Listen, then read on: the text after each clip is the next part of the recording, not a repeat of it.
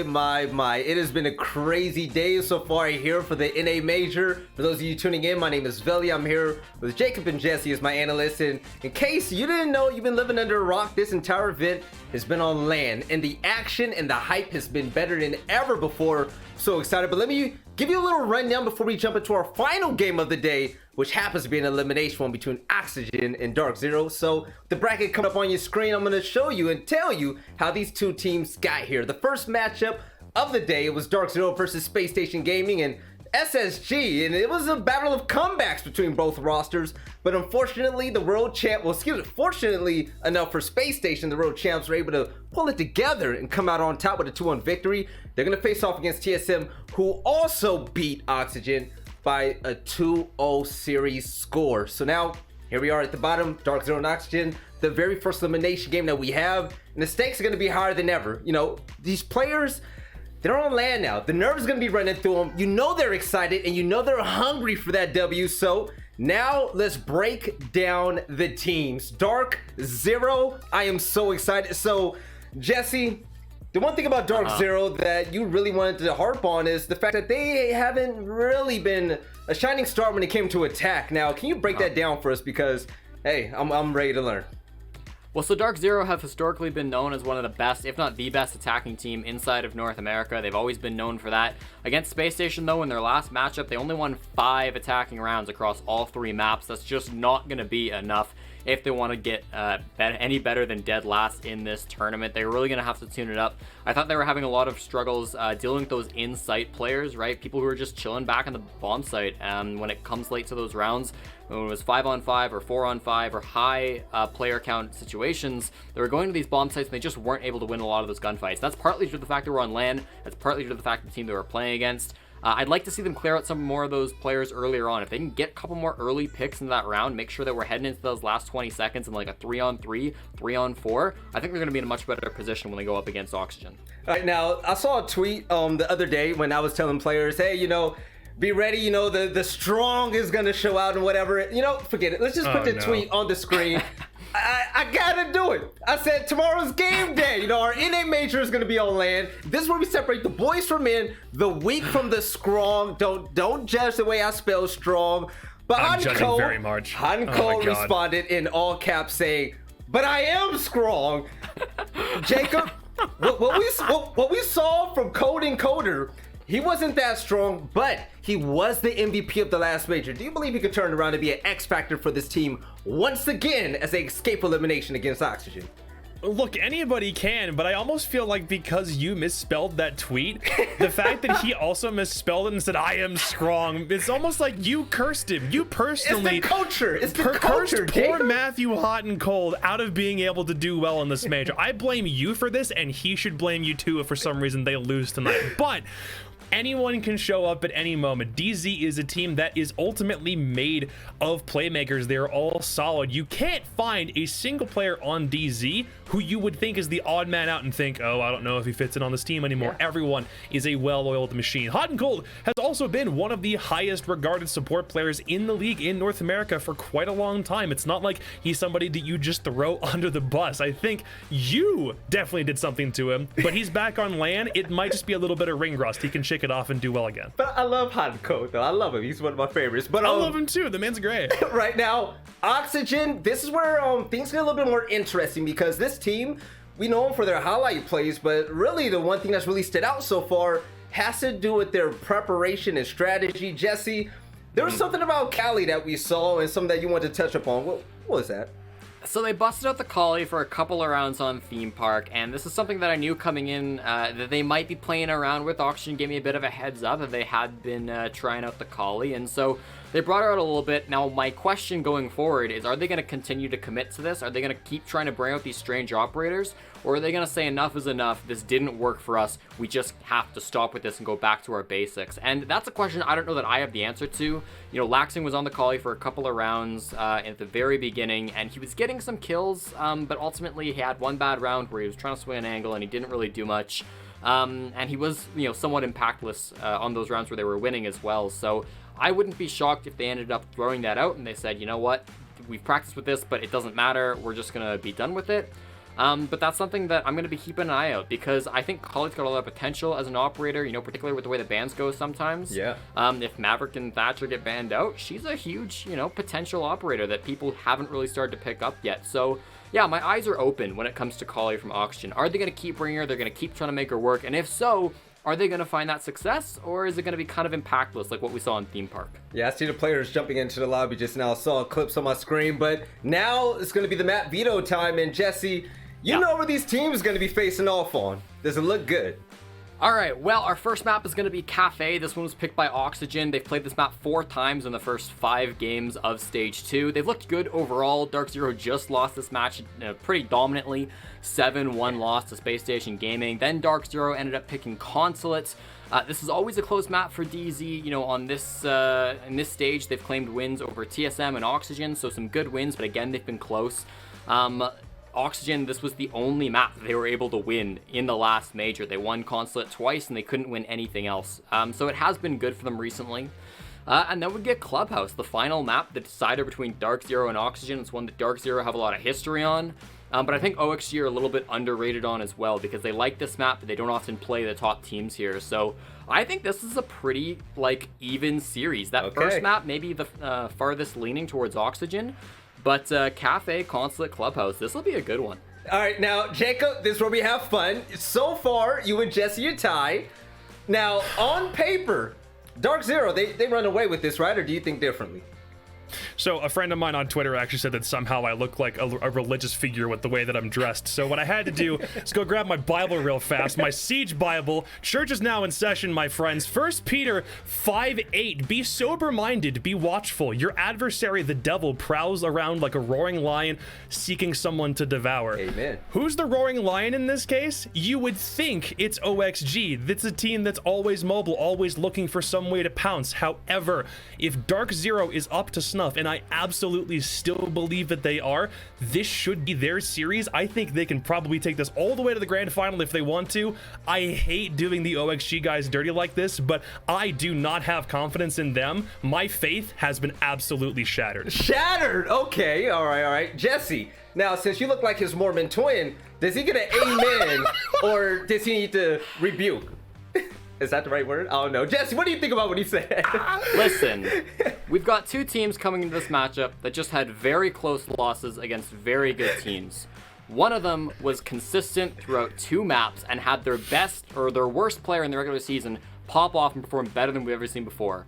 The other team got 7-1'd on a map that we're 100% going to see in this series, and have had very mixed results with some of their players throughout the whole best of 3 that they've played. Maybe it's a bit of a long shot. And I know that DarkZero are the favorites coming into not just this match, but the whole tournament. Say it. But I like what I've seen from Oxygen, and I'm going to pick them to win this matchup. It seems like their weaknesses have been better addressed than what we've seen from DarkZero.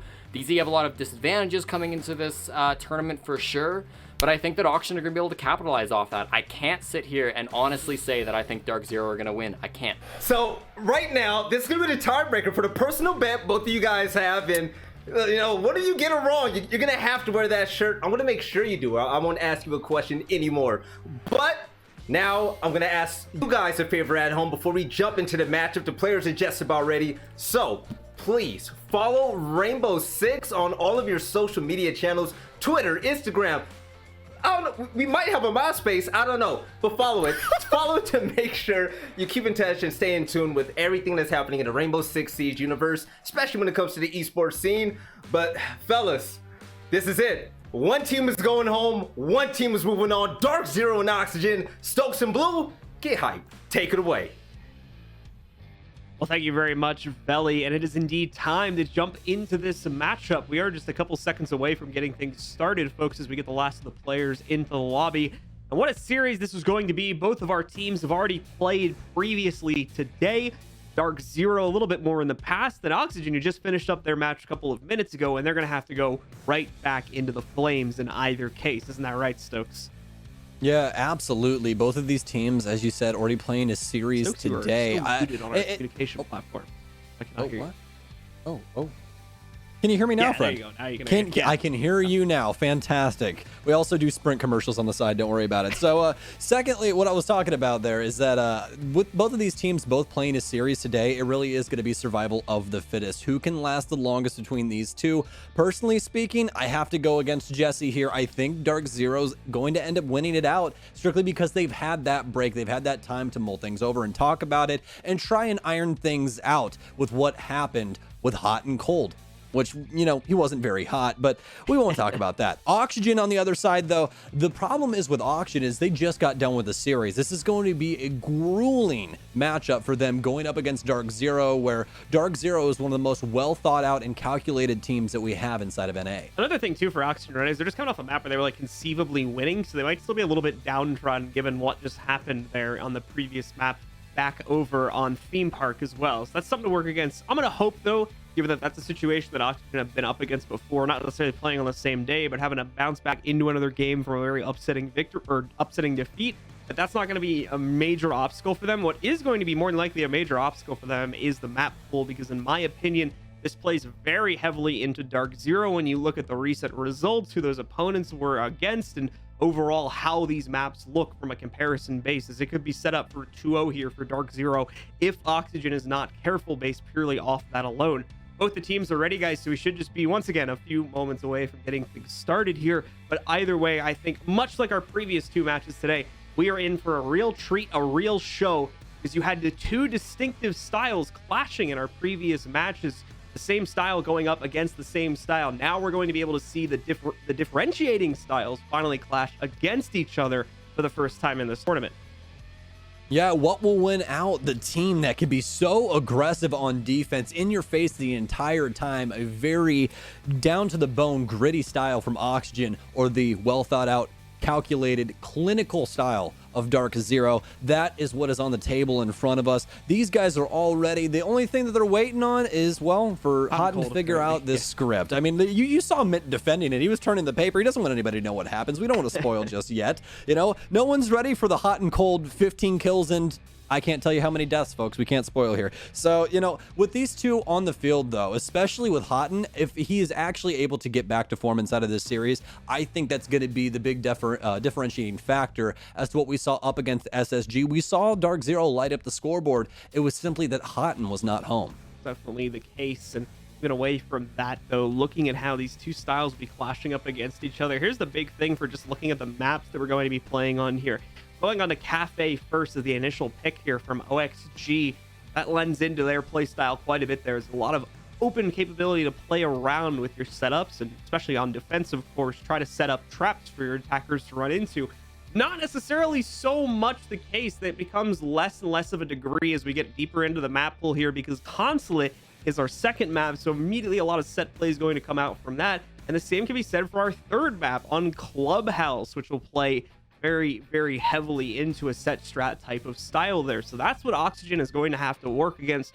More than anything, has to be prepared for when it comes to the strategy side of things, as that's where DarkZero, in my opinion, will excel pretty drastically over the course of this series.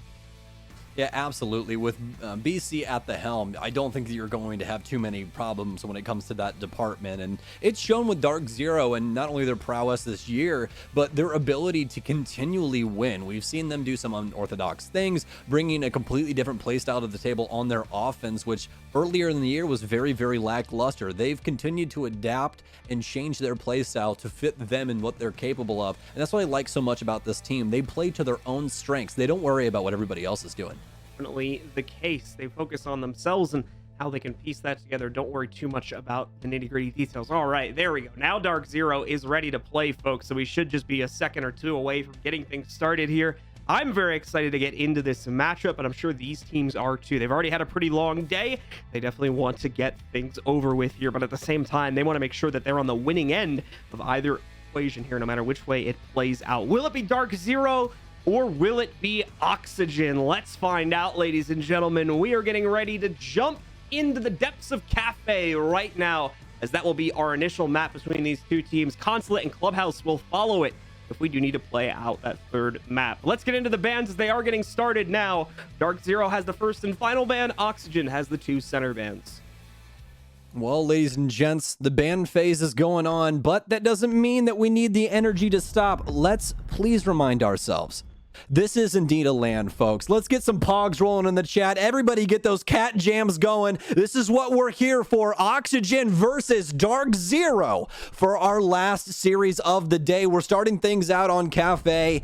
Maverick and Thatcher both off the board. We're looking so defensive right now, John. Yeah, definitely the case as you've got those classic bans coming out.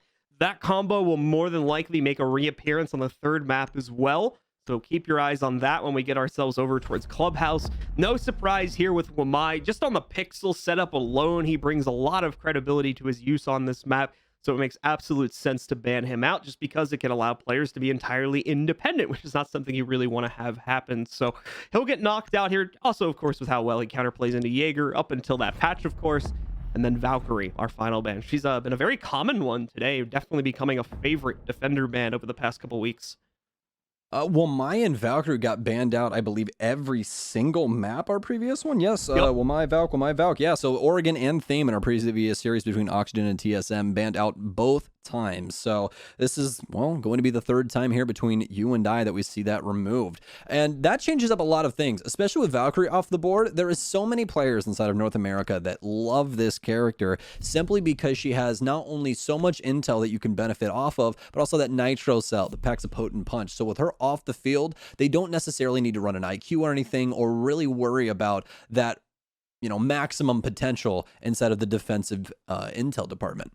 The picks have come in, the 6 picks as well. I've also flushed through here. We're actually going to go to a kitchen defense first. As first floor is the site choice of start here for DarkZero to get themselves started out on the right foot, hopefully. Traditionally, over the past couple of weeks, we've been seeing teams play this usually in a horizontal fashion, meaning that there is a minimum roam game up on the third and second floor, if there is any at all at this point. A lot of the defense, though, going to be focused on defending that red carpet hallway, the whiskey bar outside of it, as well as the VIP area over by the little Christmas tree that you'll see on the right side of your screen there, too. Because if they can control that, yes, the attackers may be able to get control of the site, but the defenders will be able to kill a lot of people on the way in and more than likely already be set up to retake just as the attackers are starting to get control themselves. So it often works very, very strongly for the defenders to play just outside the site. Cafe looking a lot like Christmas, which really makes me wish that we could just skip Thanksgiving anyways. It's that time of year, Hey, everyone right after Halloween ends just start singing Christmas carols. No one cares about the turkey, let's be honest. But to delve even deeper into Cafe, yeah, exactly what you're saying. They have to make sure that no one can really work their way in that VIP section on the backside. That's a very pivotal point for them. But DarkZero is going about this in a completely different fashion. They've got a top hold here going on with Hyper on more of a solo roam for the time being, but OXG seem to want to lock things down. They've dedicated a pick towards the gridlock, and that's going to be in play of, well, actually really nothing. Nomad's still out on the board. This is something that we really only see come out when Nomad's not available. But obviously Cafe playing a lot different than other maps makes gridlock more potent. We talked about earlier in the day how, Fox A now getting into an engagement with Hyper. Possible kill here. He actually ends up getting it. So Fox A downs him, Hyper off the board. That's a huge frag here for OXG, but it's immediately traded back by Mints. Either way, though, gridlock a lot more potent on Cafe simply because of those staircases where those track stingers can, well, really work around each other and you can't get a nice impact grenade onto them. Fox say they're having to commit pretty deep to get that chase kill down on the Hyper, so unfortunately he's left in a pretty exposed position after finding that. And it's not too much trouble for another player on DZ to trade that back out, putting us back down into a 4v4. DarkZero, I was talking about this whole horizontal strategy before, but DarkZero, just to clarify, they are not playing into that, in case you haven't been able to see that for yourself now. This is a much different game plan here for them, but it's working out really well right now because most of Oxygen is still stuck way upstairs on the third floor. I haven't even really been able to fathom going down just as of yet because these second floor roamers are causing such a massive issue for anyone on Oxygen to try and start moving downstairs. Even the defenders themselves, those roamers, are starting to move down because they believe that Oxygen might have pulled back and is starting to just look for a direct reinsertion into the floor where the site is. And this is what you have to love about DarkZero's play style, is everything's so well thought out. They're handling things in a very different fashion than anybody else does, so it's going to be difficult for Oxygen to look further and try and guesstimate what's going on with this DarkZero setup. I mean, already at, worse for wear on the drone economy and not really able to find too much else besides the pick onto Hyper. DarkZero just transitions back downstairs after they waste so much time. I mean, there's not even any verticality done inside of the site. This is going to be the first couple of sledgehammers going off now, but this is a really good spot for DarkZero. Got some good intel now, though, on the Hotton currently inside of sight. This is somebody that we're looking to step up inside of this series, but it seems as though Oxygen want to go for the drop now. Slash drops in, and he does indeed have case control, but he's burnt by Hotton with a nice double kill through the wall as well. Mint tacks on, and all of a sudden it's Laxing left to rust upstairs, but he's still going to get a frag, but more of a participation trophy inside of round one. DarkZero all the way. Nice hold from DarkZero. As you said, they're very smart about mainly their positioning within that round, putting a lot of pressure on the initial pinch for the top floor down in the early round, and slowly but surely reeling it back in closer to the site as the timer got lower, allowing for them to control the eventual execute down the hatch with relatively minimal losses there overall throughout the course of the round. I think the only real considerable loss is the kill that Foxy was able to chase down there in the middle. Yeah, and that, again, didn't have too much of a change. Yeah. Mostly because DarkZero was able to refrag it. They played that mid-floor in a very unorthodox way. And again, unorthodox does not mean that it's necessarily a bad thing. So instead, they set up for a white stairs hold, which seems to be that the mute sits inside of VIP till they can differentiate what the offense is going to do, right? They want to know if they're going to go for a bakery take or if they're going to do the full top clear. Well, if it's the full top clear, then they adjust to hold on white stairs and dining. Have Hyper try and get a pick upstairs. If he can't get anything, he hops into pillars and plays the reading room with them. He's the only one that really has to worry about verticality. You don't have verticality above dining, and you can mostly shut everything down from white stairs. Where else are they going to pressure you from? I mean, if somebody tries to go in and swing inside of your red 90, Hyper can handle that situation. So that's an amazing setup there from DarkZero, and something that honestly I really wish to see more of. All right, well, let's see if we'll get just exactly that. It is going to be a second floor defense here now from DarkZero. So third floor roam game is absolutely going to be a pivotal piece of the puzzle here now for DZ, and how they handle that will also be pretty pivotal to their success or failure in the course of this round. Away from that, though, Oxygen are out. We're going to see their players move up to the roof and start to open up the hatches pretty quickly so that they can begin the process of clearing out this third floor hold. Unfortunately, if they go the normal path, I don't think they're going to find any easy route in here, mainly because we've got the clash being brought into the factor by Mitt. He's hiding it right now in the cigar closet, but as soon as he makes it known, there's going to be some real problems here for Oxygen. Yeah, and those problems are not going to be few and far between either. Eclipse is also stacked inside of Christmas along with that clash, and they have the Jaeger in tow as well. Hyper playing inside of the bar area, so Oxygen has a lot to worry about. But the main issue is they really can't get a crossfire established or really any pressure onto Hyper's position simply because they either need pillar control or to try and pressure it from a window. That skylight is not going to assist them. Eclipse continually getting rid of drones up here. This is such a nice setup from DarkZero once again. Like the clash dedication inside of Cigar as well. That's just going to make it to where they slow down OXG so much. Make sure you pay attention to the timer inside of this round. Almost halfway gone already here, and OXG hasn't been able to really do anything at all. Just now starting to move players into the building and clear that out. Mint will see that there's a bit of control lost over towards Cigar, so he does pull down that little safety hatch there that he has for himself.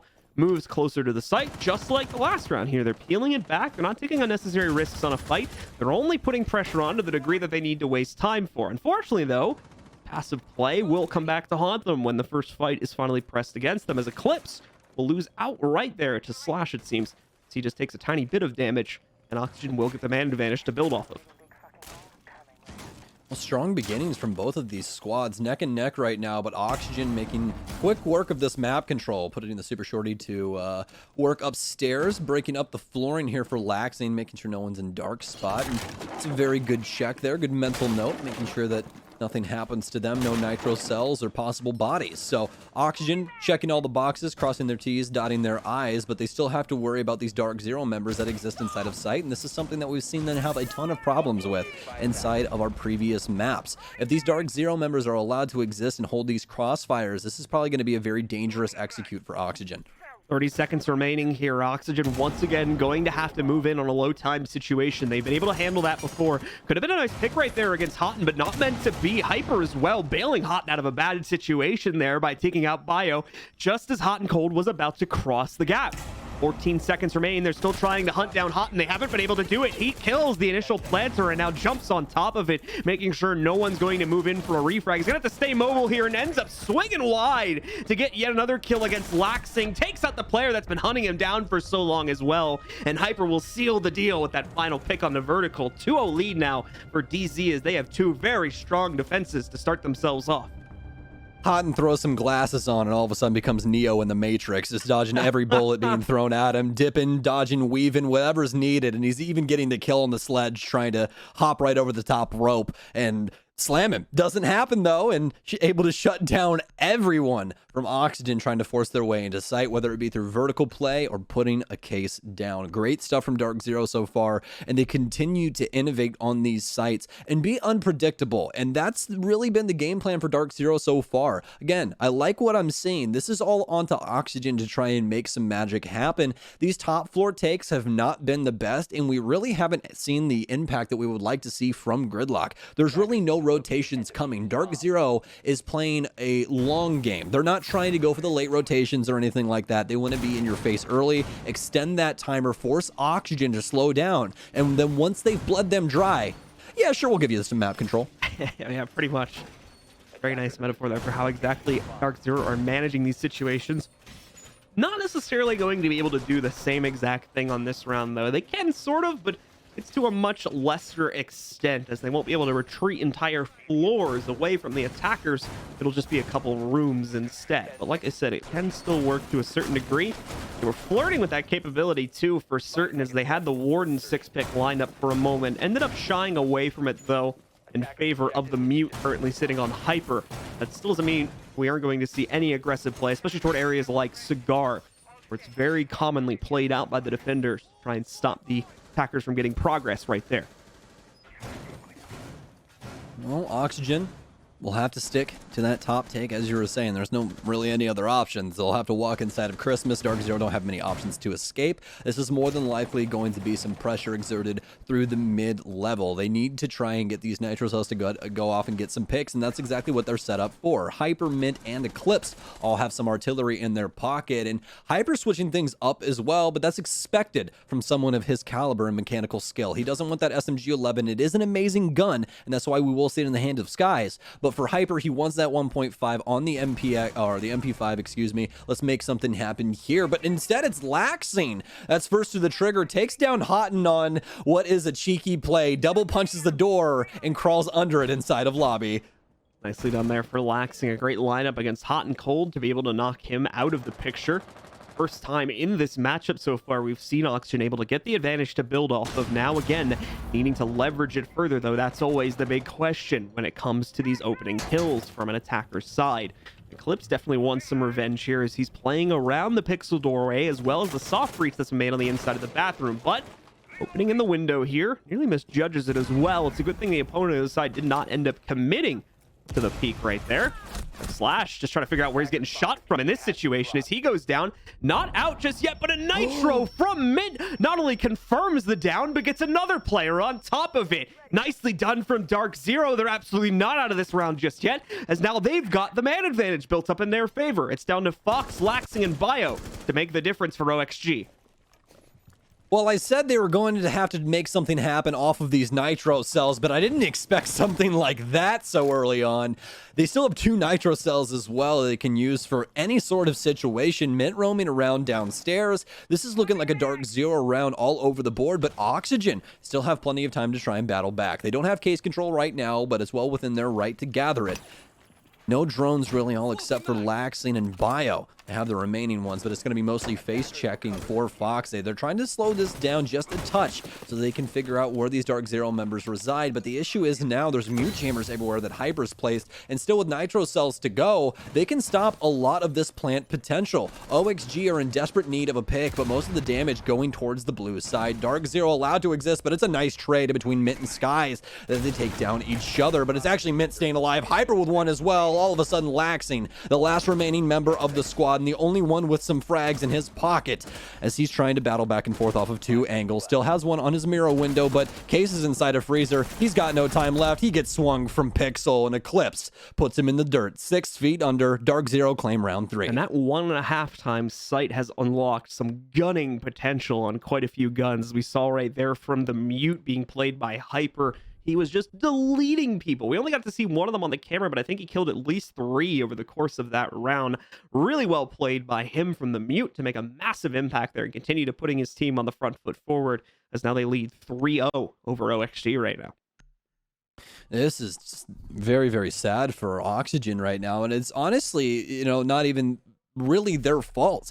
DarkZero are just playing very unorthodox, and it's working very, very well. I mean, all except for really that last round. That truly was just, botched for Oxygen as they tried to get that pickup inside of Cigar Shop. Just way too many nitro cells at the defense's disposal, and they didn't account for that and end up losing 2 men instead of just 1. So for Oxygen, rough start here so far for them, but they can obviously bounce back. Did my internet just go out?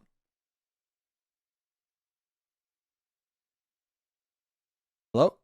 No, I am still here with you. We have lost our in-game feed, it would appear, however. Okay. So we are going to work on fixing that as soon as possible. Actually, I had to run over there real quick and make sure that my Ethernet cable didn't get kicked out. But yeah, folks, apologies for that. I would assume right now, given that this appears to just be an issue with the link to our feed at the LAN, that it's more than likely just an issue with our observer. So that round that we were beginning to play out is more than likely still being played out at this point. I don't know that for certain. That's my assumption based on how these situations have played out in the past. When we get final confirmation of these details, we'll obviously let you guys know about what just happened there, and if there will need to be a replay, or if unfortunately we did end up missing some action as a result of that disconnect. We're working on getting it. Re-click your parsec. How is it working again?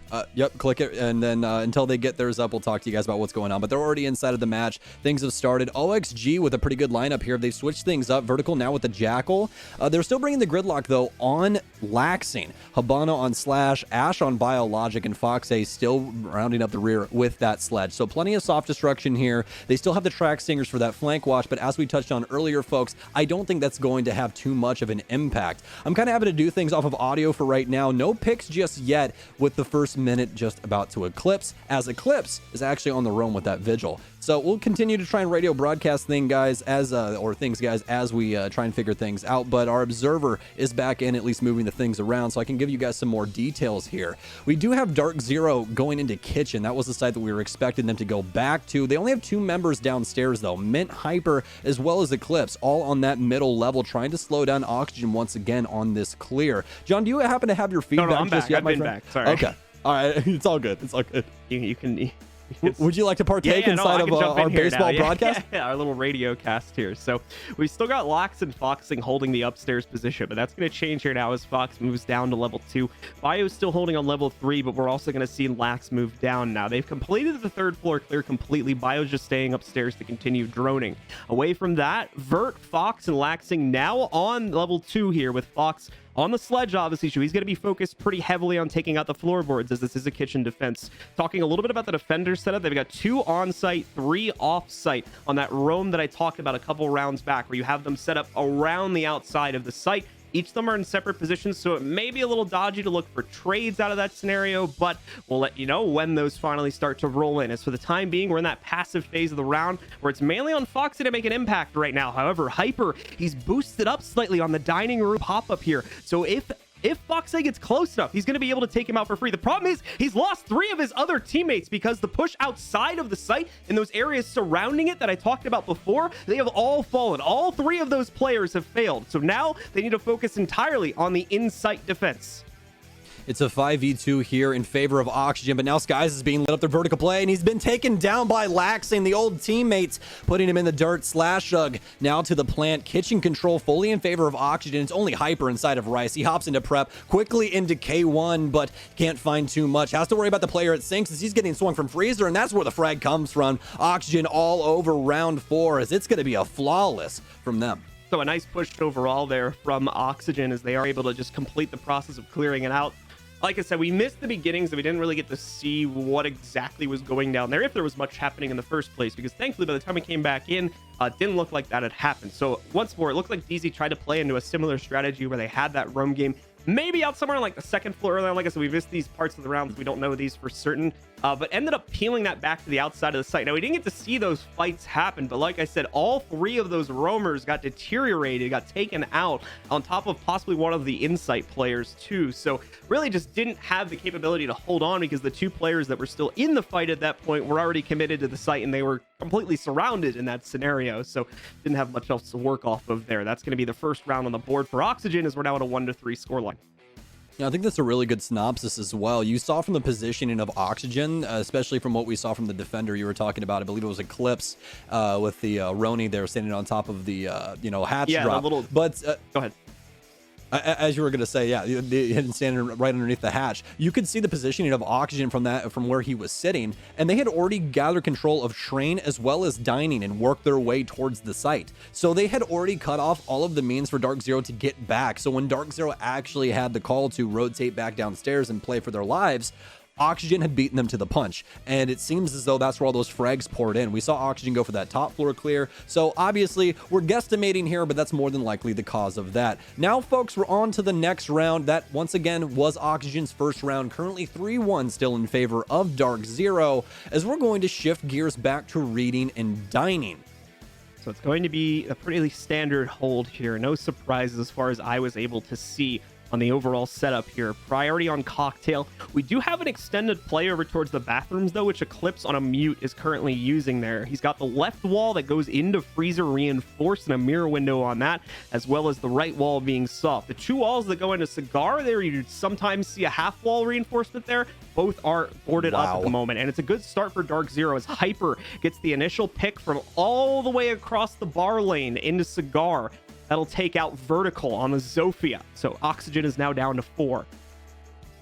That's some really, really big issues. Vertical can get rid of quite a few things with his utility. Now they're just down to Bio as well as Foxe for those explosives if they have to deal with anything, really. But they don't really have to deal with the shields too much. Looking over here to the other column, we really only have Mint dedicated to that. But with DarkZero having Banshees online with Malusi coming in, that could be a very, very large problem once they try and go for that execute. The rest of this lineup's looking really solid, though. DarkZero's got Jaeger, Smoke, Mute, Malusi, and Mira all in tow. Skies with a nice pickup on that Nitro Cell, and it's going right back to the basics, right up through the floor inside of Christmas, into shop, knocks Case down onto the ground. DarkZero making mincemeat out of Oxygen right now. DarkZero still with control of full third floor as well here. That may start to change as Hyper inside of Cocktail just got eliminated. Laxing now has control of main bar on the third floor, but there's still one more player to deal with, and that's going to be the player that I talked about that had been sealed up over in bathroom a few moments ago. Eclipse on his own here right now. Laxing taking a massive chunk of damage. He's now at sub 25. Bio loses about 25 as well. The three remaining players for Oxygen all damaged with barely any damage at all on any of the DarkZero members. Not to mention the fact that we're now under 1 minute. They do not have case control, and they still need to transition from the third floor to the second floor. Overall, not a great look for Oxygen at this point. Eclipse got a close angle at the end of White. He's going to overcommit a little bit, though, but he's able to save his own life and quickly swings back to Cigar. He can now hold from the inside of Cigar because the kit is nearby. Eclipse will end up getting the better of Foxe when he finally commits to that duel. Laxing now trying to work his way back over as well to try and pick up the diffuser here, but he's losing players so quickly. Skies just on the other side of the floor from him is going to be able to pick off one additional player, and Eclipse one additional swing will allow him to take down Laxing. So another round from DarkZero goes up on the board. They truly seem to look, well, unfortunately sound at least, unstoppable based on the way that they're playing so far. We should be pausing here, folks, and actually getting a solution to the visual issue so we don't have to literally give you guys a radio cast anymore, hopefully.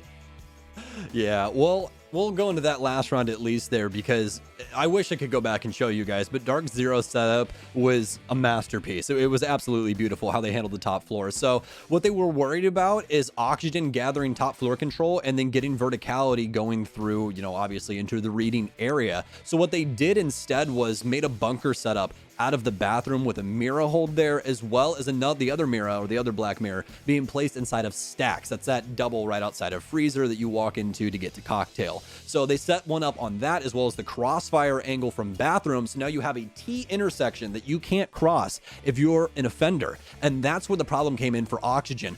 You know, put that in tow with someone like Hyper that can get you those early picks, some nitro cells pour in.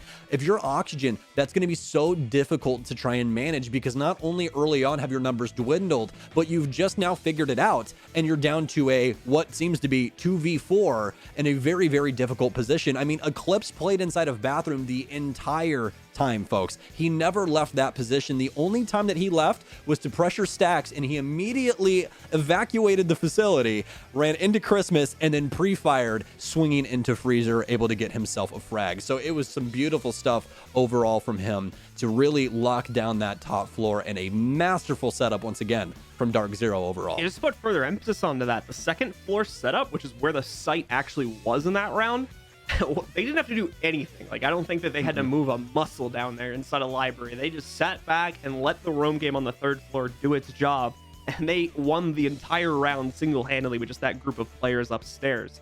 So really good stuff right there. Like I said, at the end of the round, DarkZero really looking, or sounding at least, unstoppable based on the current form of play that they've had over the past few rounds here. The scoreline is now set up at 4-1 as well, as we get ready to head into round number 6 here. So OXG need to try and find some impact on this last attack. Well, it looks as though we are going to be headed to Bar Cocktail, and as you said, there needs to be some form of impact here, and it can't be small. This round is a necessity for Oxygen, as DarkZero is coming to their own on their offense. We've seen them change up things a lot recently with what we were talking about prior. They went through a dip in what they were able to do and produce on that offensive side. They reformatted the entire playbook, and they have just looked so strong ever since then. So now DarkZero, Hyper coming in late after his surgery with the hospital and everything, just knowing that he was going to play yesterday. I'm expecting a lot from them right now coming into Cafe. All right, guys. So it looks like we've got video back. Woo! There it is. We are back in game, finally ready to rock and roll once again. Unfortunately, OXG may not be of the same enthusiasm, as they have a lot to build back from and not a whole lot of excess rounds to do it. We're going to see, oh, that's an interesting 6-pick. OXG continuing to surprise us today with their picks, as Twitch is going to get brought in for laxing here. That's a very interesting one, as well as a couple, different things to unpack here.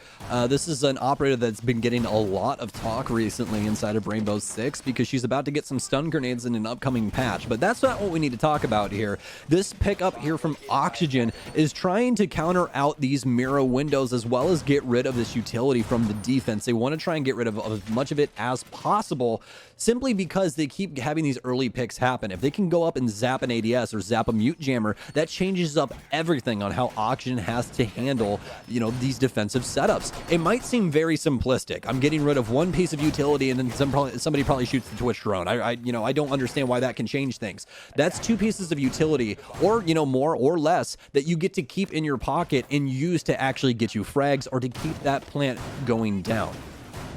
All right, guys, and now that we are back in game, we do want to thank you, of course, for your patience bearing with us during that technical issue a couple of rounds back. It has been resolved now, as you can quite obviously see for yourself, and hopefully we won't be having that issue again. Let's enjoy the match now, as DarkZero looks to solidify what's already been an incredibly impressive half, with one more round potentially going their way.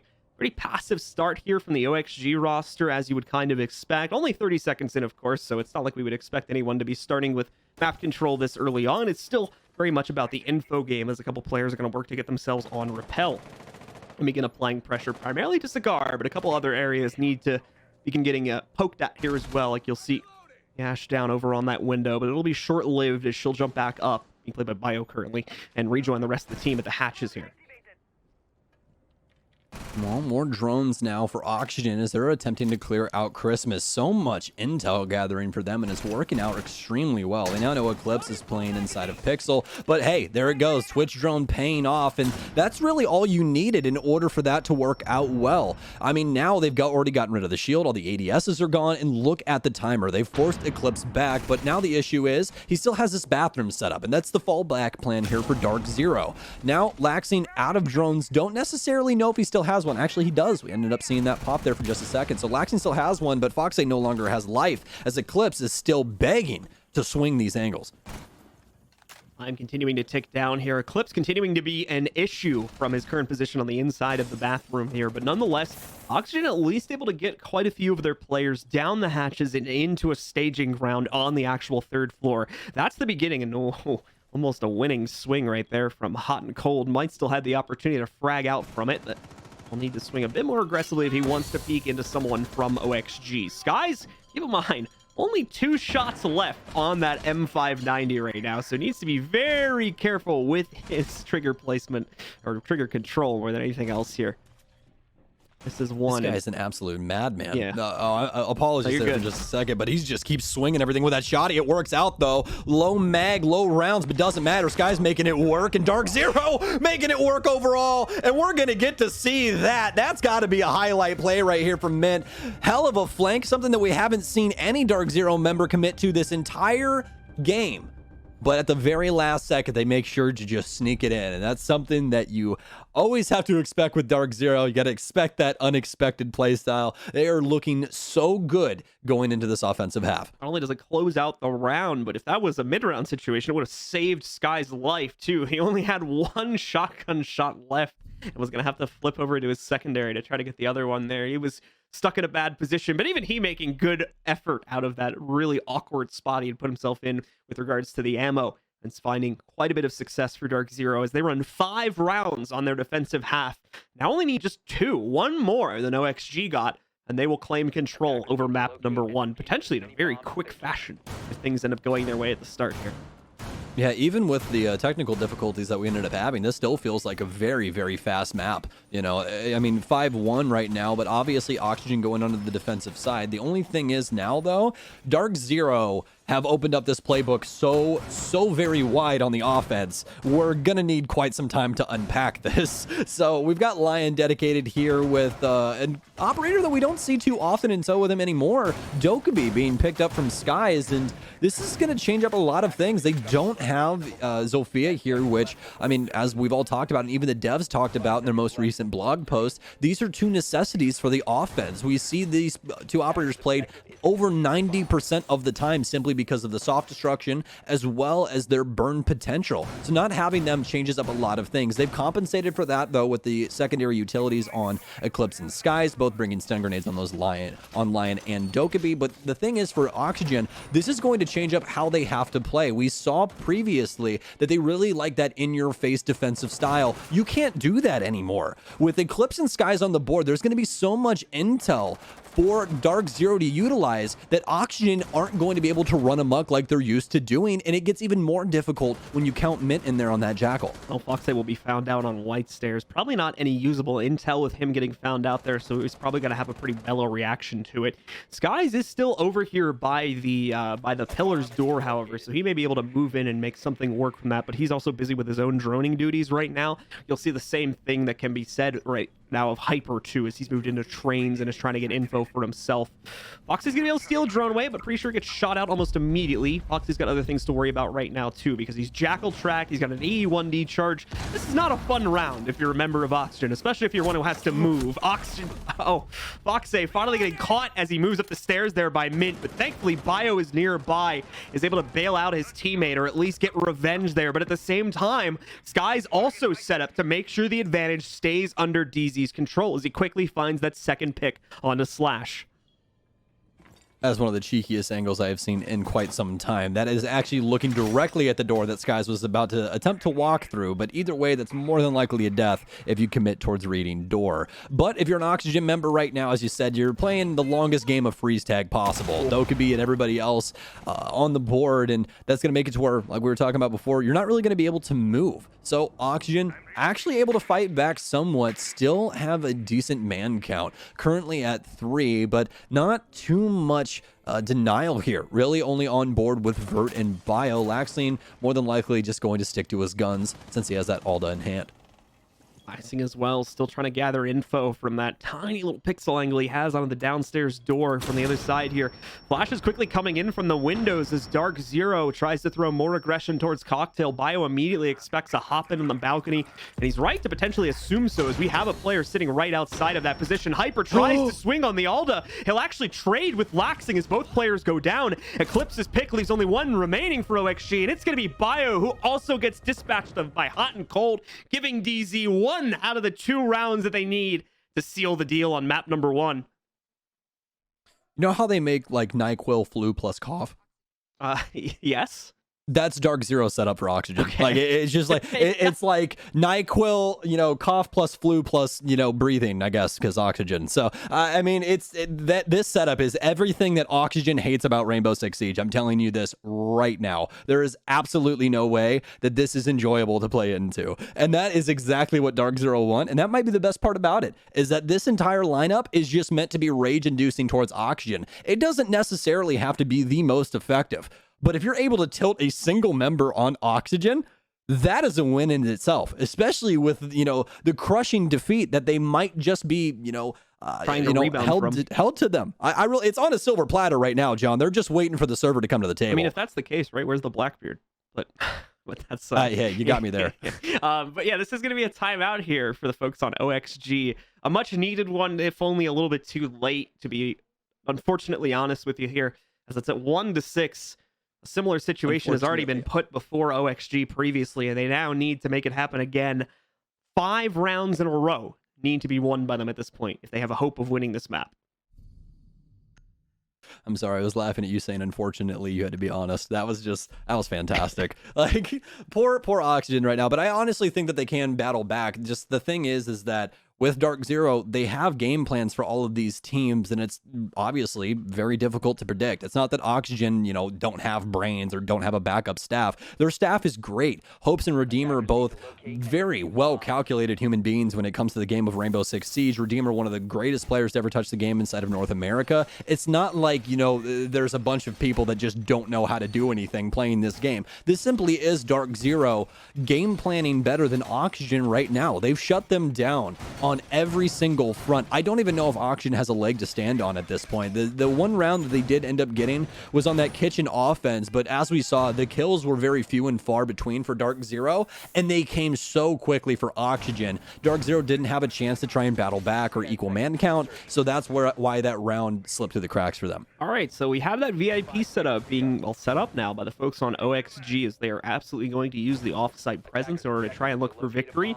I would expect, based on the way that DZ was playing it, that we're probably going to see a little bit of second floor play too here from Oxygen, but in the past, I think they've usually stuck to just holding the first floor. This game's a bit different for them, and like Stokes was saying earlier, they were having success against their previous opponents by getting a tad more aggressive, so that may be why they commit a bit more heavily to it. But from the looks of things, it does appear as that most players are going to stick around down on the first floor, and they're just going to let DarkZero have the rest of the map. Vert's going to be the only exception to that, as they'll try to find a quick pick on the second.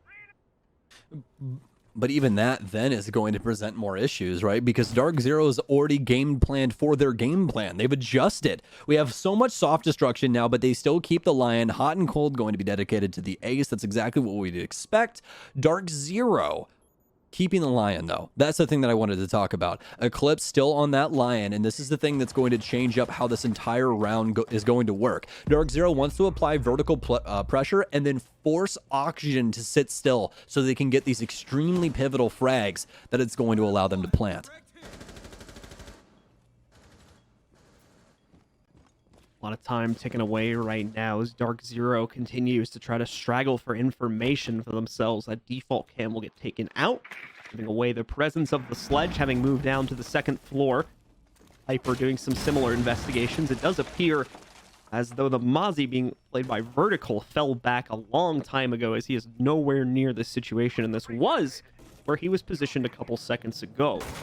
So away from that, now a lot of the top-down destruction being done. They honestly don't have a huge amount of time for this, but it should be enough to be able to set up the angles they need and then eventually begin working that. And if they can get lucky, if they can find someone from OXG through these angles and successfully take them down, that's even better. But if not, the intel will suffice well enough. Just not a lot being found right now by DarkZero, and the time is still continuing to tick against them. They still have plenty of drones to try and make something work here. I mean, they need some intel to move this train ahead. The problem is that they're starting to stagger out, but now it seems as though they want to get aggressive. First EU1D out, but surely not the last, as Eclipse still does have one in the pocket. Oxygen now getting pressured inside of Whiskey, but Laxing still allowed to exist for the time being. Gets rid of a drone. Concussion's in now, but it's a quick trade between the two teams down to a 4v4 as Laxing switched positions. He's sitting right outside the lobby door, ready for the swing, but Hyper gets damage from Whiskey Bar instead. Lots of pressure here from DarkZero, Mint with a nice frag, but with very minimal time remaining. These frags need to happen now for DZ. Slash and Bio, the only two remaining members here for Oxygen, as DarkZero's trying to close out Cafe. They need this case plant desperately. Bio still inside of Bunker. That Alda fully loaded and ready for Bear, but it's down to Slash to hold things down. He has case control. He has yet another down. He needs some assistance, but does he really? He doesn't. He shuts them all down. It's the AUG to the rescue for Oxygen in round 8. A great hold by Slash, which saves the team and secures them an incredibly important round. That was a 2v4, I'm pretty sure, at its worst point right there. And they're still able to maintain control of the situation because the case goes onto the ground and they have no choice but to try and run over Slash's position to get it. They were so great, DZ was, I should say, up until that pivotal moment where they needed to take down Slash. It didn't seem like his position was going to be a major obstacle after the first player had gone down, just a matter of getting a nice shot lined up. But unlike the previous entries, which had been found into VIP, they couldn't find it against him, and Slash is able to single-handedly shuttle that down with a bit of support from his teammates waiting in the wings if it was needed. 2-6 is now the scoreline. OXG begins their crawl back from the deficit. Ice in his veins on that one, baby. He didn't even move positions. He just let him have it. Like, yeah, that was some crazy stuff there from Oxygen. So DarkZero now back to the drawing board. But as you said, they found a lot of early round success there. So I don't necessarily think that they need to change things up too drastically. They're going to stick to the same operator lineup, though. Sky's still going to be on the sledge. Everything else dedicated exactly where it was the last time. Leave it where you lay it. That's the style for DarkZero right now. They don't think they need to change too much. And honestly, I am inclined to agree. I think that this, operator lineup definitely bodes well going into what they have to deal with. Lots of shields here for Oxygen on the lineup. Warden coming into play, just trying to exist a touch longer in those very drastic moments inside of the round when utilities flying around. Slash will be allowed to take more gunfights than any other operator simply because of his goggles. So DarkZero are going to have to be concerned about that. If they don't get early intel, there's a lot of plays that can be had from Slash's position. In the overall scope of things, DarkZero overall don't need to be too worried just yet. Still working for the 4-round advantage over OXG, even with that last round just getting dropped. So like I said many times already, that one single round is all they need to get themselves past this map and into a 1-0 leading position on their opponent's map pick, I should mention. This is the pick from OXG, so they drop that one. They're going to be in an even worse position, potentially heading over to Consulate, which is our currently scheduled second map. DarkZero focusing pretty heavily on the drone work, as you might kind of expect at this point in the round. We're still pretty early days with under 1 minute having been used from the total timer. Now, what the drones are going to be able to find, that's pretty important, as they do need to isolate out Foxay's position, vertical spot, and Freezer, as well as Slash's play from over here on the inside of Cocktail. It all needs to be dealt with before they can focus on the site. Yeah, and there was a lot of it as well. DarkZero's gonna need to get a read on this, but as we were talking about before, this is gonna be up to Slash for the most part on contesting this bar area. It seems as though they do have a crossfire set up from Freezer, but not nearly as deep as what we saw from DZ. Lion out, but Vert quick to the trigger as he takes down Eclipse. You thought it was Foxay, but everyone's gonna be wrong on that prediction. Oxygen still existing upstairs, delaying so much time, especially already halfway through this round, and with such a dedicated setup, not only upstairs but downstairs with these Banshees, you have to wonder how DarkZero is going to try and fight through this. Their main operator that they're using to try and get these picks is now down. It's all down to drone intel and stun grenades to try and burn through all these ADSs. Hyper really hoping someone decides to swing onto the balcony for an info check, but it's not more than likely going to happen. Slash has soft destruction to play off of. He's got a top-down angle that he can use to check out what's going on below him, too. So this dream from Hyper is just not going to happen. He needs to give it up, and he needs to reposition, which thankfully for the folks on DarkZero, he's now done and is going to be contributing, I think, to the 90 push. Meanwhile, the site players not concerned at all. It does look like DarkZero are going to try and, for the most part, just ignore the setup upstairs, try to contain it at a minimum from trying to do anything such as a run out here. But away from that, they're not actually going to actively try and hunt these players down because they just don't have the time to. 30 seconds remaining. They need to start looking for an opportunity to plant, and everywhere looks sketchy, unfortunately, for DZ. So where is this going to come from? There's smokes. That's the key thing. On top of those two very big kills from Mint and Skies. Skies gets a second. A wild swing from inside the library from Bio, though, trades out Mint and brings us down into a 2v3. 13 seconds are remaining. They need to drop in. They need to start this plant now. Houghton begins the attempt. Bio's been dropped. Foxe is all that remains to try and stop this, and he cannot stop the plant. So now it's a retake. Sneaks up towards the library here, trying to go for the 1v3. He'll make a wild dash over to the inside of the closet, but doesn't expect Houghton to still be on top of the diffuser. So DarkZero will shut it down in the clutch before even a kill can be claimed. And with that, DarkZero close out map number 1. What a cafe from DarkZero overall. It seemed that they had all of the tricks inside of their bag needed in order to shut down Oxygen. That's exactly what happened. 7-2 in favor of DZ. So looking forward here, man. We got Consulate next up on the docket. Oxygen inside of that last map really couldn't battle up against DarkZero's very unorthodox operator lineups. It seemed as though they got caught off guard a lot of the time with what was going on inside of the map. What do you think they have to change up specifically on Consulate? I mean, we're talking about window repel simulator, my friend. Yeah. What do you think that they have to do here in order to get around this playstyle from DZ? Off the top of my head, it's a really tough question to ask, honestly, because there is a lot of potential issues that need to be fixed right now with Oxygen. The main one is they just need a bit of a reboot here, and unfortunately, they're not going to get the opportunity for that because of the way that the format is scheduled. They've got to keep grinding out these games. They've got to find a way to piece themselves together for this final map, as they are facing potential elimination here on day 1 if they can't get it done. Find out, folks, if they can rebound right after this break, as we're getting ourselves set up for the second map right now.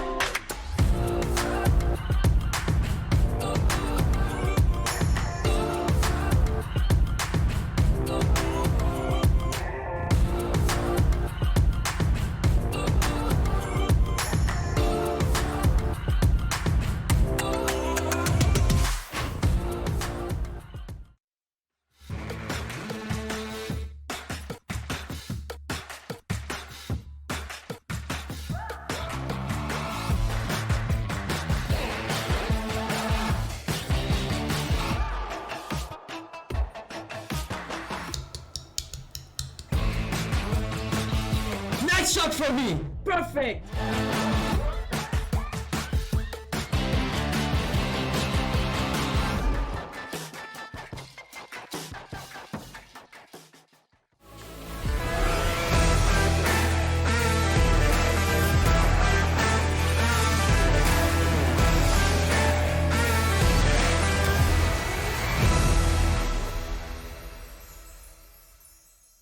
One map down, one more to go for DarkZero, and ladies and gentlemen, this might be it for Oxygen, but you know what? I have faith and hope for the boys, and maybe, just maybe, they can come back better than ever map 2. Jacob, Jesse, what do you think?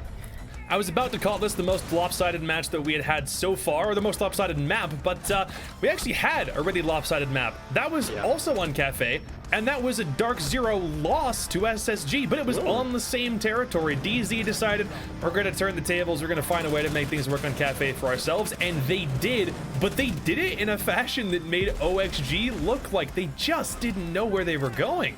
Yeah, so there has been a formal decision made to stop Cafe. It doesn't produce good games. They're always one-sided. We will no longer be playing Cafe at the Major. That's a joke in case you don't understand. But yeah, this was a pretty bad map to watch, I'm not going to lie. Yeah, and it kind of looked like Oxygen gave up at times. And Jacob, you and I, we were watching the same game. Now let's talk about those up-top cocktail setups. It seemed like what DZ had implemented with Mira just defeated everything Oxygen threw at him. It looked like they had no counter. What do you think?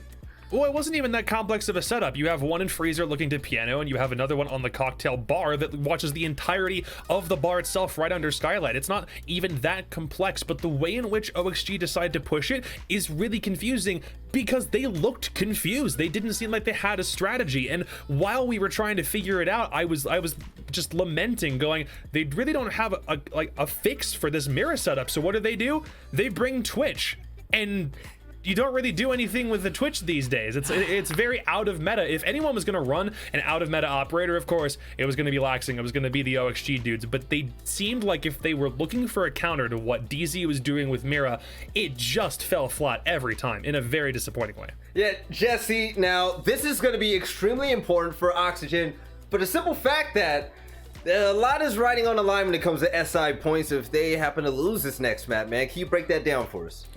Yeah, I mean, Oxygen have got to kick it into a higher gear than this. They just lost their map pick in a really dominant fashion. Now they've got to go on and win Consulate against DarkZero. If they fail to win this map against DarkZero, if they lose this, that means they'll get last.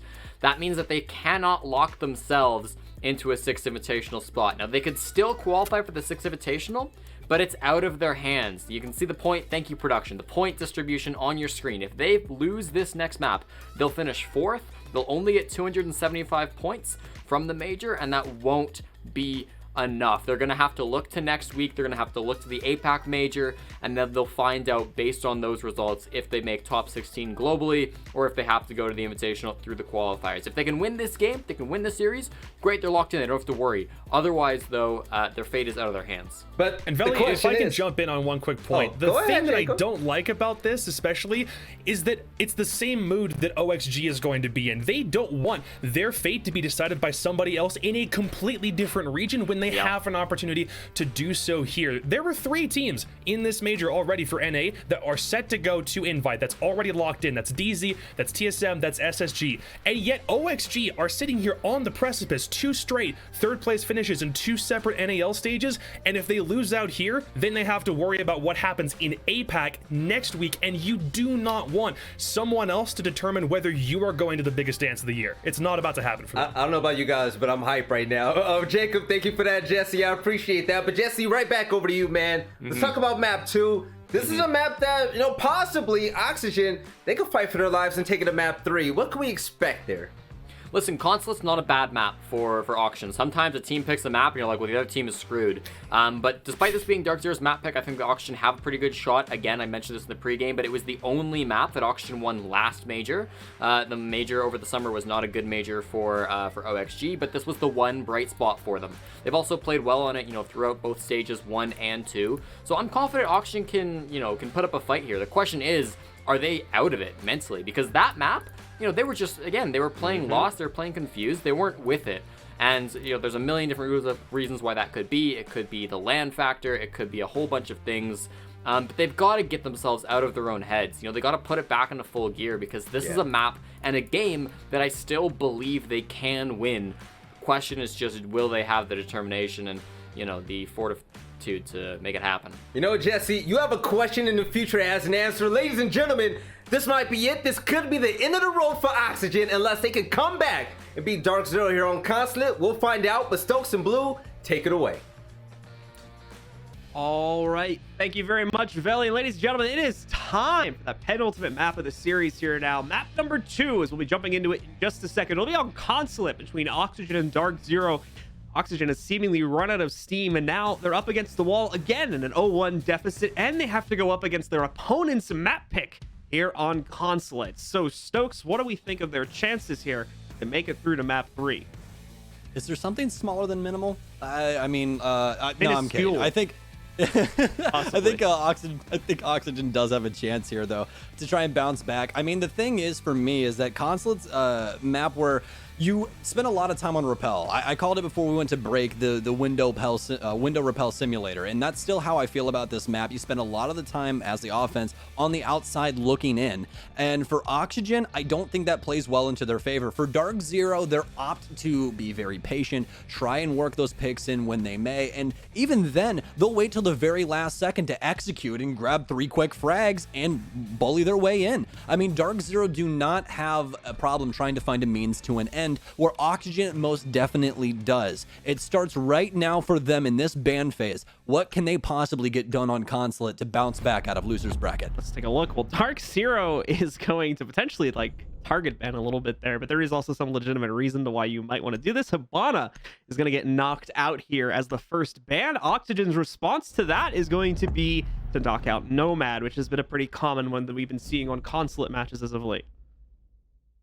And two very strong bans. That Hibana ban coming in, it can be for a myriad of different reasons. Hibana's extremely potent. She's the hatch queen. That's what we've called her for a long time. And now she's off the board, they're not going to have as easy of access to a lot of those hatches that they're going to want to pop. This could be actually a big play here from DarkZero, strictly based on how they're going to play the map from their defensive side, that they're going to reinforce a lot of hatches, and they don't want them to have access to Hibana because of that. If they only have access to Maverick, Thermite, as well as Ace, they're going to have to expend so much utility to try and get these hatches open. It could have been a slight target ban against Bio as well, because hasn't Bio been pulling out a bunch of crazy plays specifically on Hibana today more than anything else? But she's just not a fragging operator. Yeah, like if they want him to, you know, it's just weird because we've seen him specifically frag out there. So you're probably right. It's probably much more to do with the hatch. I just thought that was kind of interesting that it lined up a bit with the play from Bio earlier. But like I said, you're probably correct. No, I like yours more. We'll go with yours. Mine's more interesting for the storyline, you know? Mine's exactly. Oh, they had the target ban, and I'm like yeah, I'm always born. I'm like, no, that's not it. Strategic value, John. We're going to go to a lobby defense, interestingly enough, here for DarkZero. Consulate's been a bit of a weird egg recently here when it comes to the site poll, just because teams are still kind of open on their choice for where they want to go. So it's really any one of the three that we can start out on between this one, split site, and the basement. Second floor, to a certain extent, has started to fall off a little bit. We're not seeing that one as much anymore, although it still gets picked sometimes first on a rare occasion every now and again, too.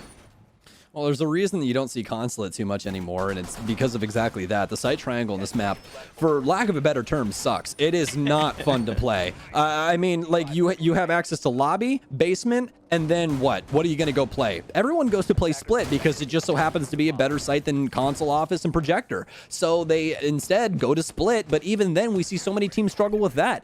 Consulate overall is a map that's a teeter-totter back and forth. You can really never predict how this map's going to go, and I guess that's what I like inside of this series. I mean, we've already had some unpredictability with how these two teams are going to line up. Why not go to Consulate and, you know, really throw it through the ringer and see what we can possibly come out with on the other side? Especially when you consider DZ's overall success that they've had on these more strat heavy maps, and that success is going to start right from the beginning of the map. 2 kills for them, although there is a plant going on that I'm not sure if they're aware of. It won't really matter much ultimately though, as they're still winning all of the gunfight. This is the weirdest round I have ever spectated here, as everyone is going to get knocked out. We still end up with one attacker remaining here that can play this in post plant, and that's going to be Vert, but man, I don't even know how to cast this. It's so weird. Hyper kills Vert, and DarkZero win out that round on a retake. Stokes, over to you. But try to break that down. All right, so here we go. They went for a Hail Mary smoke inside of lobby. Not a bad play at all, especially because Slash not only got the case down, but he got outside and also killed Foxy, who was trying to rotate out through the double. The main issue was for Oxygen is that all of the other kills happened damn near immediately, and now they no longer have the man count to have anyone safely get off the roof or any other angles that they were playing with that case now down on the ground. So DZ start the defuse. Obviously, Vertical has to try and make a play, and then Hyper does what Hyper does best. He jumps out a window and he kills somebody. So Vertical dies and Oxygen end up losing the round. But one of the weirdest rounds, I will definitely echo that I have ever seen in my entire life. So it's such a weird one, right? Because like both teams are making their play at the exact same time, and it's just like you're looking at it, they're like, wait, this plan is going down. The plan is working, but they're all dying. It was just such a weird turn of events there, but ultimately serves into the favor of DarkZero. They'll take very solid control over that lobby hold and quickly move downstairs into the basement for their next one. Now Oxygen unfortunately gonna have to go back to the drawing board with that one if they want to try it again. Yeah, for some reason all I can think of is, you know, like Slash being like, you know, Solid Snake inside of the cardboard box inside of that smoke, just sitting there planting the diffuser. There's a massive exclamation point over his head while that's going on. Yeah, exactly. And then Fox runs in. It's like budding, like exclamation point. For anyone that hasn't played Metal Gear Solid, I'm so sorry. But anyways, we're gonna be headed downstairs now. Basement set up for DarkZero, but it seems as though they still want to dedicate some semblance of a roam here. We have Eclipse dedicated to the Vigil, and actually, this has been a discussion point back and forth with a lot of professional players recently about Vigil. He got kind of a weird buff where his scan actually like transitions differently through the flooring, so it actually seems as though he's a lot closer than he actually is. We'll see how that change-up will potentially affect the outcome on this round. Either way, Hyper is on a hunt for quite a few of those drones right now, so it's going to be difficult to spot on Eclipse here anyway, but it is a solid start for Slash and the rest of OXG as he's able to take out Hot and Cold, and as far as we can see so far, it's for free with no conceivable trade coming up here from anybody else. Although Slash might be biting out a bit much more than he can chew. However, that's not going to be the case. He wins out a second gunfight here, takes down Skies. Probably not going to be able to take any more as he's at literally 1 HP now, but still some great openers here from Slash and the rest of OXG. Yeah, Slash has eclipsed the age of 23, so they'll have to put him to hard support now. He's no longer allowed to shoot anyone, so he'll be at the back of the field for the time being. Hyper, though, gets a nice pick onto Biologic, and it was a necessity in this time for them to battle back. Oxygen cannot be allowed to have this much map control, nor these amount of picks, but it's more of the picks that they have rather than the map control. DarkZero still have all of that, practically the king in the castle at this point. Mint still locking down the garage as well. So for Oxygen, this mostly looks like a one-front attack. No one really adjusting anywhere. We still have a lot of utility being dedicated. They do have smoke grenades, though, that you can utilize on Slash. And for right now, that seems to be the main game plan. We're still at early days within this round, too. There's still a little over a minute left, so this might not be the full game plan from Oxygen. They might be trying to set something else up, but as you were saying, like, there is nothing else apparent at this point. So it is a very one-sided attack right now for Oxygen if they are going to commit to this, which seems to be the case. Smoke's out as well. They're going to try to flush it through, but Eclipse still has piano control. He gets one for free, takes the next duel at Vending, but will lose that to Laxing. Unfortunately, the on-site presence has failed in a big way. Hyper found another kill against Vert. The kit is no longer under their control either as that diffuser sits outside. Someone's going to have to go back and get that. Hopefully, they'll be able to accomplish that with relative ease, but they don't have access to the building. And even more unfortunate here, one of the two players that's alive is at literally 1 HP. They're going to have to try and find a way to get past this. They know the smoke is sitting behind that shield for certain now, but Laxing has been forced out. So again, Slash can't really make a play because that can happen. He can just get taken down by a single shot. Everything's going to have to fall to Laxing here now in the 1v2, and he's only got 12 seconds to make it happen. A promising start, it seemed, based on the aim there against Hyper, but not to be made. Hyper wins it yet again, and DarkZero take control. Oh, Oxygen are practically falling apart at the seams right now. I mean, they get the 2 early picks, but they don't transition that into anything. Funny enough, this is actually reminding me a lot of how Tempo was trying to handle things inside of that TSM game that Kickstar and I ended up commentating. Like, they just kind of sat outside garage the entire time. And for Oxygen, like, that wasn't necessarily the worst thing in the world, simply because they got those 2 early picks, but they just simply waited and withered away. That was it. They just slowly died as they peaked angles, and DZ were able to keep them out of the building for the most part. Even when they did have those other members of Oxygen split off and try and go to other areas of the map, it was quickly dispatched, and all of a sudden there's no greener pasture. You have to sit at the garage and lie in the bed that you've made. So for Oxygen now, it's back to that drawing board. They need to try and get this figured out. DarkZero are just all over them when it comes to practically anything at this point. Hyper's being allowed to do mostly anything on Consulate. The guy's been an animal so far. Best map from him, I do believe today, all except for that 19 bomb that he dropped earlier. But great start from him nonetheless. So coming down to the final seconds of the prep phase here for DarkZero. Still a couple things to be set up both on the top and basement floors here. This is a bit more of a complex type of play that our defenders will have to bring to the table if they want to find success here. They're basically going to make a little defender sandwich to a certain extent, as they'll maintain top floor control over an admin, trying to prevent the attackers from getting that, while also having a lot of players stacked up or at least prepared to fall back to the basement. As you can see there with those 3 nitro cells, there's quite a bit of a capability for the defenders to deny plants if they just focus most of their efforts on the basement site and try to force the attackers to take the higher one. And this is practically a mimic of what we've seen from DarkZero in the past inside of this series. Just very widespread map control and try and dwindle down Oxygen on the timer. But Oxygen have completely circumnavigated this. They've went all the way downstairs. They're pressuring Garage, but it seems as though DarkZero knows this. More than likely had early intel on those drones. Now Sky's adjusting. He goes inside of Tellers here. Oxygen forcing their way from west to east across all fronts. We also have some T2 pressure as well coming in here. So these DarkZero members upstairs allowed to exist for the time being. Vert very close to that potential duel with the Mute sitting around the corner here, but still seeing utility being set up, so that will not end up actually leaning into a duel for quite some time, more than likely, as we're only a minute into this actual round.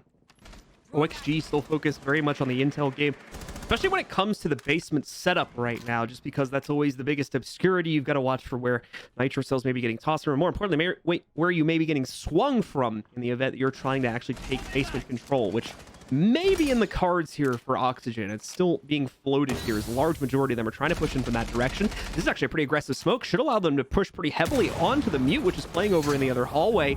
Foxay trying to trace out players through the wall, partially can't get it locked down, and Houghton so far has been able to deny any other efforts to work their way back in. Bio will start to change that, though, as he gets some great damage over onto Eclipse. Oh no! A nitro cell from Houghton will accidentally take down Skies. Foxay gets 2 more as well, and just like that, DarkZero have crumbled. Everything's on hyper. He does have a top-down angle here. He's going to move in, see if he gets lucky finding any players for free, but no, he will get destroyed on the drop-down as Foxay seals the deal on his third, and Oxygen finally take a round.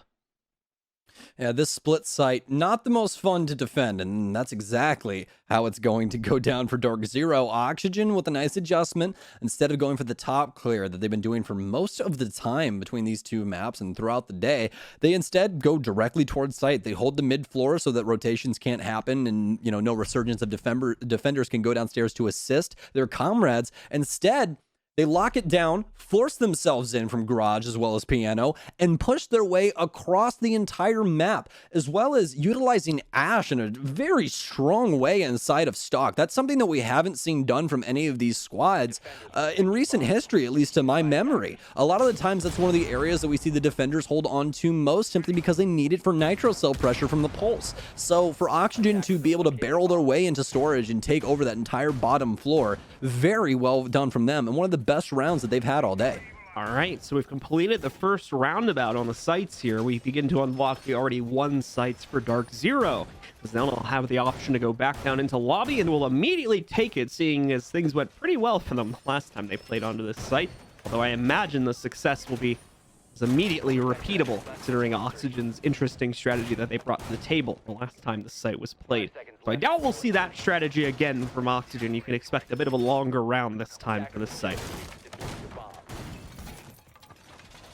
Okay, well, we'll see if this is still going to be as awkward as it was the last time, right? So...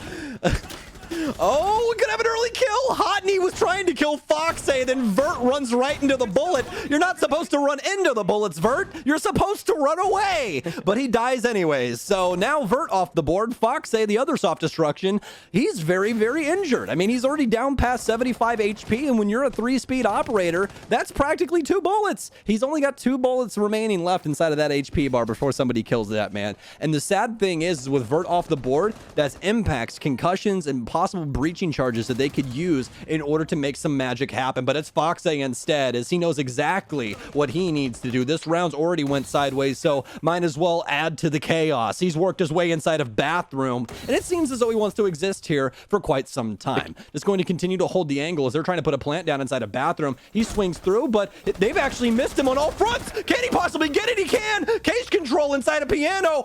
Oxygen, what are you doing? You can't botch these. They've already set up the crossfire, but it's now done for DarkZero. They know where this case is. Oxygen has to try and force their way back into the building, but it's hot and cold all over the board. A triple kill for him. They know where Foxay is, and that's an M590 to the face. Foxay sits down, and DarkZero wraps up that round with a tight bow.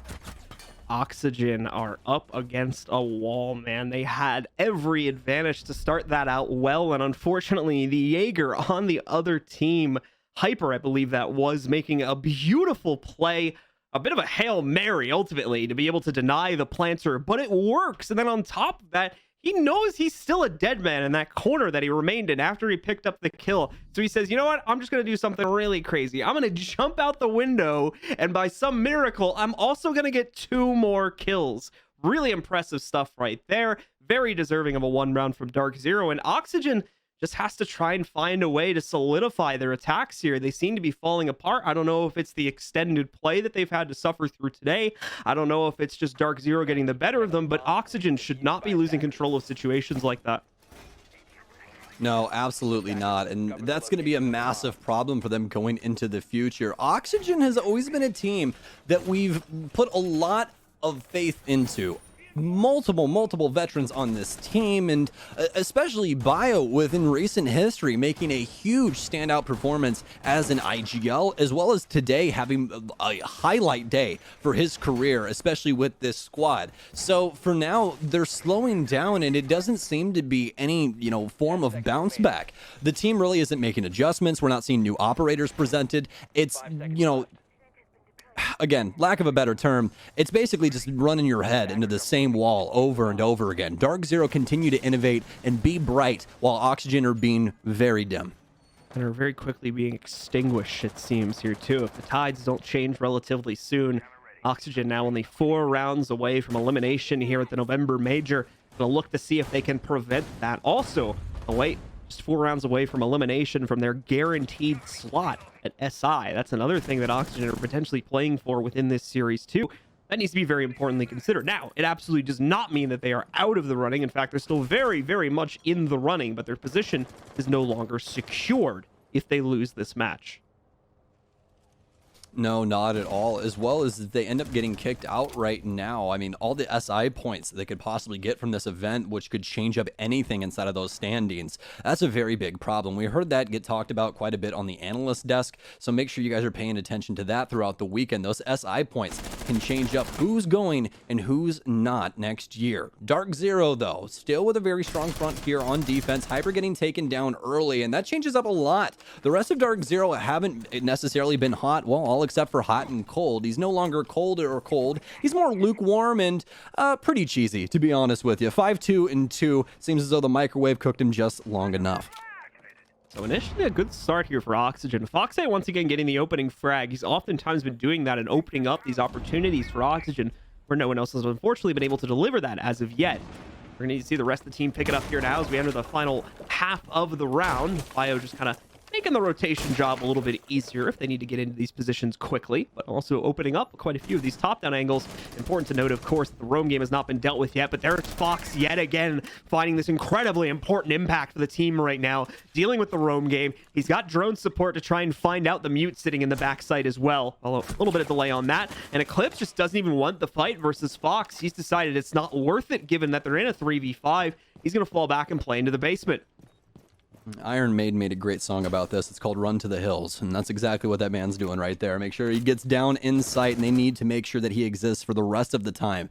Eclipse and Mint are the ones that can really put a hurting on this plant with their utility, hot and cold in tow as well with this Alda, and he's got a masterful setup here. They just need to worry about the Locker's hallway, but it seems as though OXG aren't going to put any pressure on that. So he should be allowed to exist, but no, Slash with the pre-fire. They got good intel on that, but the plant's starting off now. Is it going to get Slash off, though? It's not. Wide swing here, and it's not going to be enough damage dealt in order to stop anything. Eclipse dies, laxing quick to the second frag, and Oxygen claim a flawless round here on round 5. The rounds that have been won here by OXG have been relatively convincing if you include the basement hold as well, or if you include the split hold that I believe they were able to take control of for themselves. It's a bit few and far between, but if they can piece together this third round, the 2 rounds itself is already definitely something they can work off of, but if they can make this a 3-3, definitely some good omens for them to try and get back into this and really start swinging it in the other direction. Well, Oxygen, as you said, it might be few and far between, but at least there's something there as opposed to what we saw in Cafe. They've already matched the exact same amount of rounds that they had on Cafe when the game was done and over. inside of their offensive side. That's a very big change up here. Obviously, like we were talking about before, Oxygen really aren't innovating inside of their operator lineups, but it seems to be working for them. They've adjusted their playstyle in other places, specifically with dealing with these roamers for DarkZero, and that's the thing that matters most. They're putting a lot of concentrated effort into making sure that Hyper can't be impactful, especially inside of that last round, and that was a differentiating factor for them. As long as Oxygen's able to be consistent with that, well, they'll need to be consistent with it this last round at least. They could possibly equalize this. Well, let's see if that's going to be the case. It's another basement hold here from the DarkZero roster. Early round has been a bit of a problem for DarkZero, especially as of the last couple of rounds. Foxay, I should say, has been a real issue for them in the early round because his entry capability has been unmatched, at minimum by anyone else on his team, and I would argue to say anyone else on DarkZero at this point. That's been a big piece of how Oxygen have been able to get quite a few of these rounds started, including the ones that were won on top of the few that were also relatively close. It's often been built off of his initial frags. So we'll see if that'll once again be a factor, or if other members of the team can also get a piece of the action this time too. Well, so far, DarkZero still waiting on Oxygen to enter the building here. Obviously, things are going pretty slow as we would expect early on. Oxygen's going to dedicate a lot of drones. They need to worry about that roaming, as we said prior. But the things to talk about right now is what DarkZero is doing with this roam game. This is something that we haven't seen them dedicate at least a clips to inside of the bathroom here. So DarkZero are going to have to find some means for some picks here. Otherwise, Oxygen more than likely going to be able to bully them out of this situation, especially if they can get top control. If they got that top control, they could put Sledge to good use to lock down a lot of these angles and make these engagements so much easier for the offensive side. Although Oxygen not really having a good read on the situation as these drones begin to dwindle, but nothing too crazy just yet. Clips will be found out by a drone. Nothing too scary with that happening, though. That's pretty much an inevitability more than anything. However, it is going to be enough to scare away any initial pressure from laxing there by the front door. The rest of the team is focused pretty heavily on trying to get access to the inside of the garage, and while yes, they'll be able to deal with that mute jammer initially, there's also going to be a nice impact that's thrown out that deals with the Selma, at least the one that's on the extreme side here. I'll try to do this once again when he sees another one. There we go, and there you go as well. That destroys the Selma. Only one's gonna go through, and remember, they're smaller than they used to be, so they only have that extreme right side access for the attackers right now.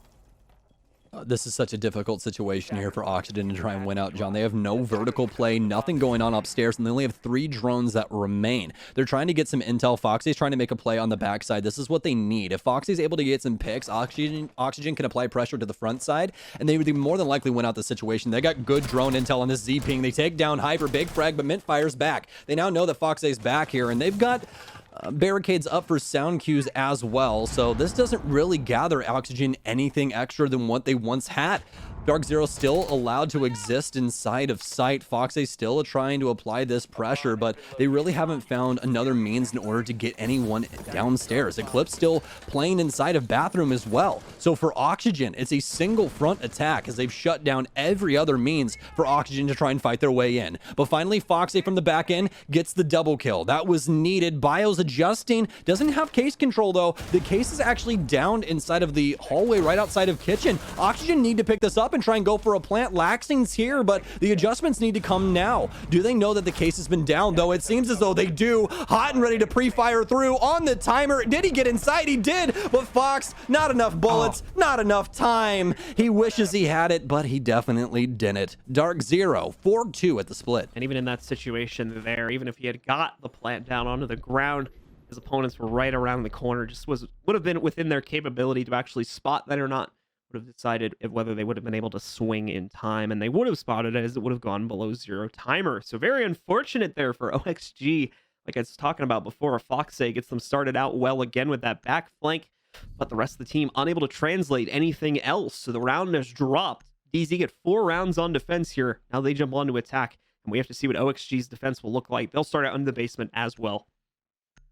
That's just very, very difficult for Oxygen. They haven't had a solid offensive half this entire day. The maximum amount of rounds, the maximum amount of rounds that Oxygen have gotten on their offenses is 2. That's it.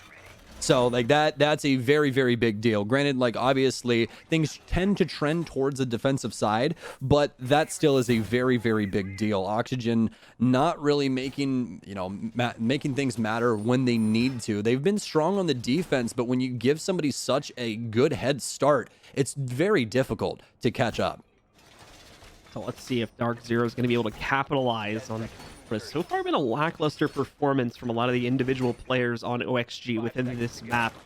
Be able to break their way in relatively quickly here against the basement hold. Nothing crazy going on with the hold itself. Not going to be any major wrinkles or anything. It's important to note, of course, that there's no denial. We saw the same flare brought up by DarkZero in the previous half.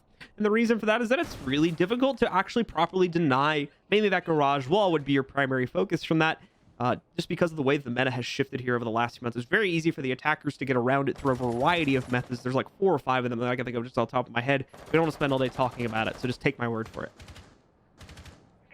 Okay, well, switching gears here on over to the offense and what DarkZero is bringing to the table, they've changed things up, and this looks completely different than what Oxygen had at their disposal. We are going to have Hyper on the Zofia. She's still going to be along for the ride, but could possibly have an early engagement here. Not going to happen just yet, though.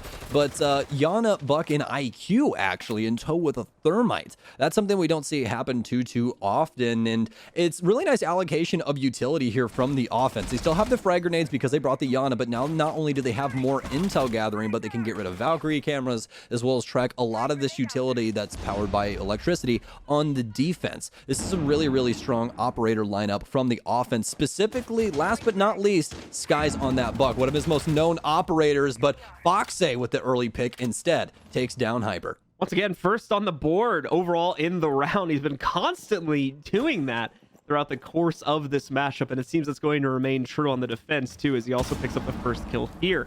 Has some support from Laxing on the inside here, and now they're going to try to fend off some of the vertical pressure that's being thrown against them. Foxay gets into that small engagement over on the stairs, but Sky's able to snipe out Laxing here, and now Tim and Eclipse going to be able to work together to move in. Actually, no, they didn't realize there was 2 up here. Foxay just a tap away on Sky's right there, as he's up to 3 in the round. Seems to be aware of the 4th here too. Primed in on it. Will they be able to take him down? Even if they do, there's another player coming to trade hot in a second. There's Slash to save the day, and he could even technically save Foxay here, but he more than likely doesn't need to. Mint's the last man standing in the 1v3, and he's got to try to find some way to battle out of here, but I don't know if he can. Honestly? All right, Foxay. Oh my goodness, you could never expect anything else out of Oxygen. Every single time that I was like, everything's gonna be okay. Oxygen's playing today. There's always some clown activity going on. OXG. I love these guys though. Their play style is something that is just so awesome to view. I mean, these guys right now so dominant so far. Mint trying to just really dwindle down the time. They're just using this as a makeshift timeout. So we'll use this time to discuss back and forth really what went wrong there for DarkZero. They couldn't get an entry into the building simply because all of their drones went immediately to the slaughter. There was nothing really else that happened with their intel gathering. Even with Yana in play, they still didn't have an impact on that front. Therefore, when they go swinging their way into admin, you're going to die. Vigil allowed to exist in there. Foxay with a big triple kill that changed up how that entire round was going to go, simply because he was allowed to exist inside of admin longer than he was supposed to. If we see OXG bounce back and get into this to take map number 2 here, they owe Foxay to such a huge degree. This has all been the Foxay show from anything that came from OXG so far in this map. He has 2 more kills right now than the combined total of the rest of his teammates, just to give you an idea for how much impact he's had just in the fragging department. And also just to put this out there, just off of my knowledge, I'm pretty sure that Consulate is one of Foxay's most impactful maps. We don't really track that, but every single time that this man goes to Consulate, he acts up. And he acts up in a big way. Like, as you said right now, 12, 1, and 4. If there is a lifeblood of Oxygen, it is running through Foxay right now. Yeah, and like I said earlier, his teammates have 10 combined right now. So he's outpacing the entire rest of his team in kills, even when you combine them together. So that's some impressive stuff, needless to say. And even away from that, though, it does speak to the issues that they were having just getting a footing going on their attack. They couldn't get anything else really set up for them besides their entry. However, it doesn't seem to be much of an issue here on defense when Foxe is able to take on every single player by himself. So we'll see if he's going to be able to chain those together in future rounds too.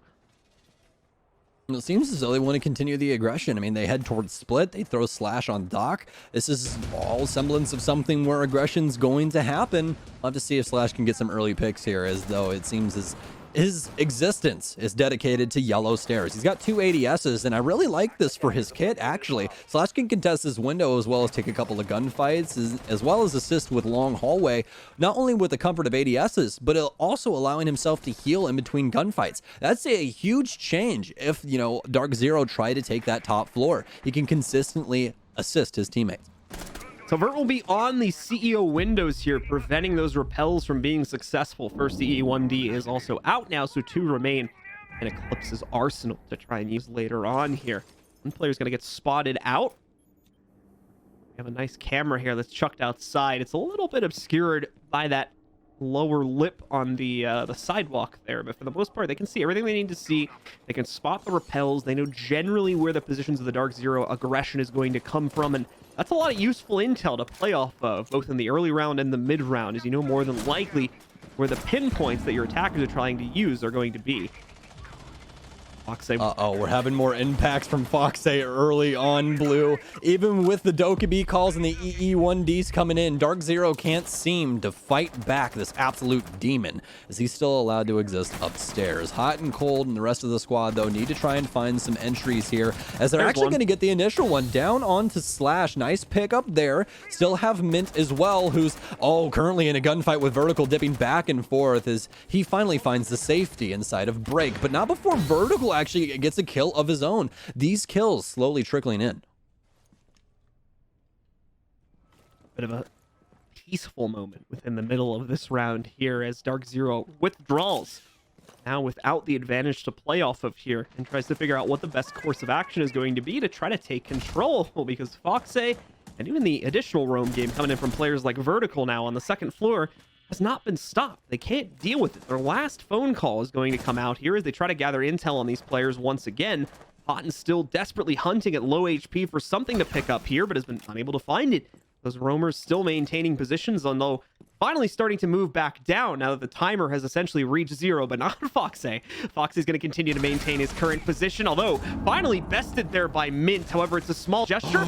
Maybe not. Hot and Cold finds other picks. Skies as well. No! Potentially going to get revived. The drop down from Mint is at perfect timing as it allows them to down another player. Plant should go down. The only question is, are they watching the piano flick? No, he's just got to wait this out. This is so perfect from Vert. The trigger discipline is amazing. Just runs away. Nitro Cell as well. Pops that for another kill. It's the clutch from Vert as Skies has the wrong info. He's chasing him the wrong way. Oxygen steal that round right out of the hands of DarkZero.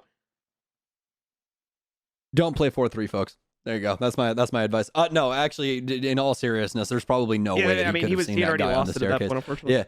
Yeah, that was, but overall, I mean, wow, what a play there from Vertical. I mean, not only the trigger discipline, but knowing exactly when on count to shoot him in the head. I mean, the case is at less than a second till it's planted, and he ends up just killing him, sprints downstairs, sends the Nitro Cell Hail Mary just for good measure as well, and picks up another kill on top of that. This is what Oxygen needs to bounce back into this fight. Consulate is looking a lot more LATAM style with them on defense.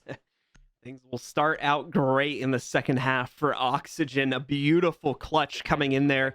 Be able to reignite their capability to win this match. It's over to the split site next, where obviously the difficulty will increase tremendously here. However, will the capability of the attackers to take control of this one? Let's find out if DarkZero can finally find some footing to work off of here now within the second half, because at the moment it's been all Oxygen all day. Yeah, indeed. Pretty interesting setup here for Oxygen on their defense as well. We actually don't have nearly as many Nitro Cells as we're used to having on the split site. A lot more impacts, though. We have 3 sets of impacts amongst these Oxygen members. Weirdest operator coming in being Foxe. Seems as though he wants to get aggressive early on this Rook. But, I mean, with Rook here, I mean, they're only really going to have options of making some very awkward rotates later into the game. So we'll have to see how Foxe wants to utilize Rook rather than just the obvious one being his MP5 with that 1.5 times scope. going to be pretty passive here at the beginning of the round. No initial aggression really coming out for DarkZero. We may see that change relatively quickly, though. One, because of this player holding on pipes. I'm pretty sure that that's Fox again. Oh, no, Bio's actually picked up the Malusi this time. So Bio going to be holding here on top of the pipes. He has been spotted out by a drone. Tries to hunt it down for a moment there. Knows he's got the Banshee right around the corner here, too. So doesn't have to worry too much about the drone spotting because obviously the garage hasn't been opened up just yet. He's still hunting for that drone, so he goes down into the depths of the garage pit to look for it. Mint has info on the Vigil, and the Vigil nearly runs right over to the Jackal, but thankfully is just repositioning to get over toward those Visa stairs there. Relaxing will be able to escape and maintain the position in the basement. Now, Oxygen's not giving up anything for free. They're going to make DarkZero work for it, and that's why we continue to see them go on these, rotation proclamations or what have you, and continually go around the entire map, and it's working out super well for them. I mean, Oxygen continue to have large impacts on these realms, so DarkZero just trying to, put the cat in the bag at this point, try and get a net over it or something, because they continue to just hop out of windows and deal damage in very weird ways to DZ. But now some phone calls in here from Skies. They don't have the Lion anymore, but they definitely do still have that Jackal in tow. They've brought IQ along for the ride, as well as that Maverick and Ash. So still some pretty close semblance to what we saw from DarkZero previously, but they need these impacts early, these impact frags early on here to try and work their way towards split. They've got some decent map control now as they force Oxygen downstairs, and since Oxygen doesn't have very many nitro cells, this could change up a lot of things. Houghton trying to bait for any nitro cells down low, but I don't know if they have any intel at all on what's going on inside of here. They're trying to force their way up spiral right now as Skies is going to lock things down. Slash ends up with a frag, but it doesn't seem as though any of the rest of DarkZero's at home. Skies has to deal with this entire situation by himself. What in God's name is happening to DarkZero? They're completely across the map trying to put a case down, and this is looking like a flawless round. All of a sudden, you thought Oxygen had it, but definitely not the case. Hyper's going to get one, but there's a long road ahead of him. Still 4 additional players to take out, most of them barely injured, as well as Vertical being the really only exception to that. Nothing free being given to Hyper here, just trying to pre-fire into a couple positions downstairs, but again, nothing to be found here. Peek onto the stairwell. They'll actually trade each other, so nice shot from Hyper, but it's nowhere near enough to get the W here. So OXG with a near flawless round up until it got down to the 5v1.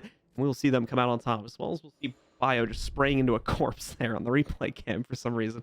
But either way, that is going to be a 5-4 scoreline. DarkZero will call for a timeout in the chat, as I'm sure you guys just saw.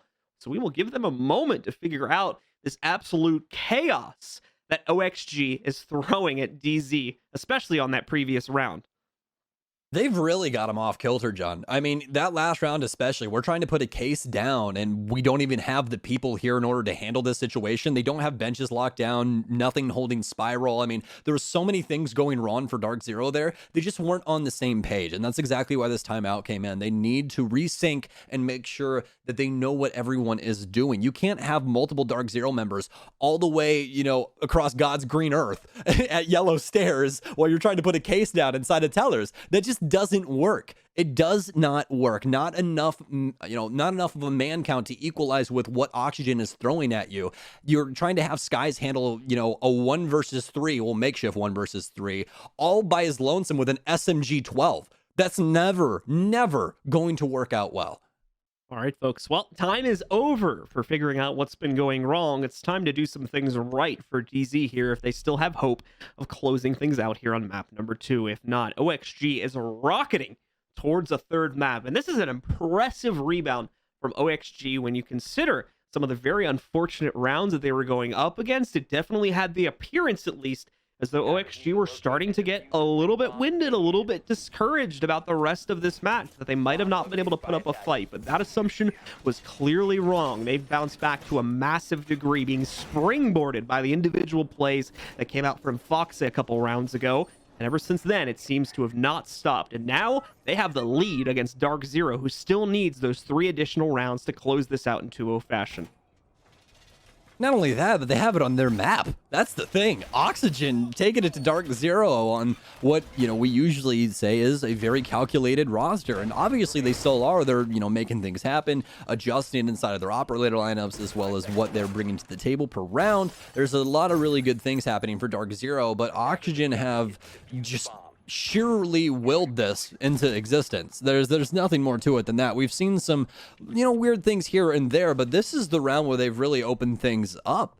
This is going to be the first time that we see like some heavy anchors come in, something like the Clash here for Biologic. So we'll see if Bio can try and make some magic happen here. Otherwise, it's been really aggressive fronts from Oxygen across the board from their roamers, and just more of a, Bueller's day off for the site players. So DarkZero out on the attack once again. I'll have to figure out going up against the basement attack here, but that shouldn't be too much of an issue. They've done that. We've got Oxygen's roamers that are going to be next up to bat here for DarkZero to deal with. And that's arguably probably the scariest part of this round, is the part that DarkZero really hasn't been able to get past as of yet in the 3 rounds that have been played out. So time to see it here. We got players moving into the building. Hyper first off here. He takes free admin control. It's actually kind of surprised that that's not being resisted, considering you've got guys like Slash over here on Spiral. But there's setup. Well, let's see what Slash is going to be able to do now that he knows he's got some aggression coming in from Copier right behind him. DarkZero back to the drones. Still have Mint here as well to assist with those Jackal tracks, but not going to make anything of it. Slash is quickly going to dip out of long haul. Does not want anything to do with that, and you can't blame him at all. DarkZero throwing everything at him. He actually might have a frag just by putting his nose where it's not supposed to be. Bags himself a skies, puts that one in the back pocket, and no more phone calls coming in. So once again, early advantage over to OXG. 5v4 for them to build off of here. A lot for DarkZero to work their way past. We've got the Clash Bio just literally standing at yellow door, and probably no immediate changes to that plan. Hot and Cold's trying to bait him out because he knows his teammates are in a position in the hallway right behind it. But the problem is they can also send some aggression out against Hot and Cold, and it's going to work. Slash will take a lot of damage. Don't get me wrong, but Slash wins out the fight. Types in chat. To be fair, though, he's also going to get smoked on the rebound there as we see a trade coming back in. Now the attackers, though, down to only 2 with those 2 kills. Yes, it's opened up the beginning of something, but the beginning of what? That's the question. Is it just a passing glance that these 2 kills will get them? Or is it truly the beginning of a comeback here, now a 2v3?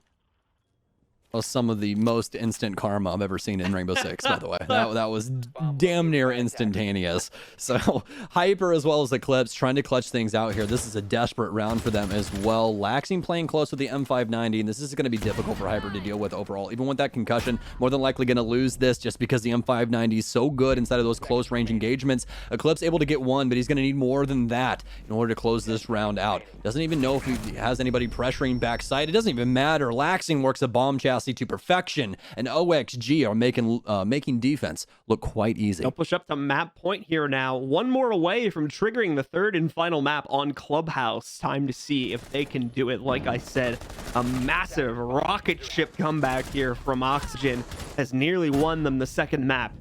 Now it's time for DZ. Like I said, there needs to be a response if they want to close this out here, and that response has to happen now. They still have the 1st map under their belt, so obviously not at risk of being eliminated just yet, but pressure's going to be put on them over on Clubhouse. That will be our 3rd map that we'll have to go to here if Oxygen's able to claim yet another one for themselves. This has to be very, very frustrating for DarkZero, but it honestly makes a lot of sense when you apply the way that Oxygen thinks about Rainbow Six, or just their play style towards Consulate and how they're playing these defenses now. I mean, we're having a 6 pick away from a Maestro, which is one of the most used defenders in the entire game, simply so that Fox they can get Valkyrie. Obviously an extremely impactful character, and Fox has been lighting up the scoreboard with her throughout this entire map so far, but the only person that you can even say, oh, well, they're truly just an anchor operator on this lineup is Bio on Smoke. And even then, Bio gets extremely aggressive on this operator for OXG. So with a map like Consulate, they're able to find a lot of avenues that you wouldn't traditionally have on other maps. This map is really heavy on that roam game, especially when you can get the picks early on like we've seen Oxygen do. You can snowball so well on this map, and that's why it's difficult for offenses to try and get back into it. Not only do you have 3 staircases to worry about, but no matter what, when you peek inside of a room, you're going to have 10 angles on top of that. You have to worry about pressure from all of these windows, because obviously those work both ways, John. And I'll say it for him, Smoked. Man, Slash is doubling down on this as well, even though the last one led to his death. It would have been hilarious if he just died through a wall right there, I was waiting for the return. He was sitting and vending, I think, too. Oh no, there it is! Come on, Slash! You have to realize what you've done to yourself. Oh man. Well, didn't see that one coming. Down into a 4v4 here now. DarkZero back in this fight, but are they really? That's the question here now. Once more, that kill happens literally at the start of the round. The trade happens pretty quickly too. This is all on the outside of the building. So these kills, although it's brought us down to a 4v4, means very little about the grand scheme of this round, as DarkZero has yet to even poke open one of the windows at this point. Okay, well, some pretty action-packed beginnings here for both of these squads. Slash getting taken down early as well as Skies, but Skies definitely going to be the most impactful out of those two. Skeleton key off the board, no more verticality to try and work into this site. It's going to be all on the breaching rounds of Hyper to try and make something happen in that department. Hot and Cold is now swinging inside of Console office. They have control of the west side of the top floor, but nothing past long hallway here. The long desk still has vertical living inside of it. Banshee in tow as well, as he continually tries to take these gunfights, but he's already had his Oxygen member back off. They're doing such a good job of respecting this clock and forcing DarkZero down on timer. A little over 1 minute remaining for DarkZero to get their plant started. At a minimum here, Hyper definitely hears the footsteps of a player right on the other edge, and apparently Vertical sees it as he takes a couple shots over by the connector. Neither player going to be able to connect onto anything at this point, however, so we still stay locked into a 4v4. The little bits of pressure from Oxygen is one of the biggest issues here that DarkZero have had to go up against too, just because it's so few and far between and it seems so random that it's really hard to predict. It's really hard to isolate, and as you can see here, it's really hard to fight against. Two of their players go down. A lot of the hope on this round on Hyper and Mint to make a play and clear out the bathroom. Hyper gets it done all on his own. Now Mint needs to hold the line on the flank. He does it, knocking out Foxay. Vertal hop back down, looking for the trade over onto the Yana, but he's not going to be able to find it. Plant should go down for Hyper, and he'll have excess time to get into position as Vertical's giving it to them right now. Vertal make the run. He knows the player went lower yellow, and there you go. Immediately deletes Mint. Knows exactly where Hyper went to, and remember, Hyper's an incredibly low HP. He tries to make the swing, but no! Vertical wins it out again, and Oxygen take map number 2. That is 5 defensive rounds in a row for OXG, and Vertical with an amazing flick to shut down Hyper. Hyper had the outplay as well. He had the timing. He outthought Vertical, but he couldn't out-mechanically skill him. What a game from Oxygen here, forcing us down to the last map. And what better map to do it on, John, than Clubhouse? Always seems to come back to that map at the end of the day, and it'll once again be true for the first day of the North American November Major. OXG does not want to be knocked out of yet another major that they've made it to in early fashion. They want to push the limits. They want to go further, and they would have to do so in the fashion of knocking out the current major champion. We're going to have to wait and see if they'll be able to do that just a little bit longer, though, folks. It's going to be a short break, and when we do come back, it's map number 3 between these two teams on Clubhouse.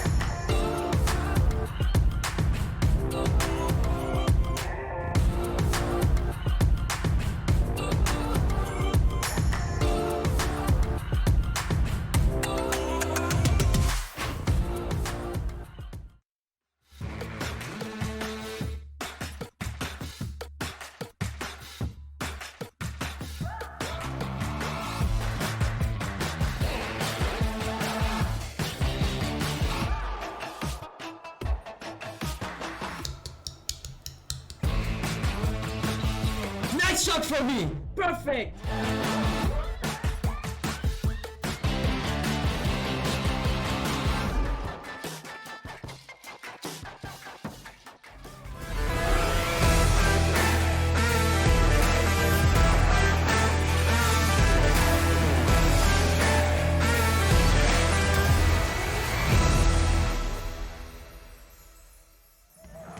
Ladies and gentlemen, all of you beautiful people out there, I told you when this whole stream started, you were gonna be in for one hell of a day, but now Oxygen fought back to tie things up against DarkZero. 1-1 map count, and ladies and gentlemen, we're going to a tiebreaker map. It was a really disappointing performance on Cafe, and then this happened. OXG are pulling out a lot of different operators. They're trying to confuse DZ's game plan.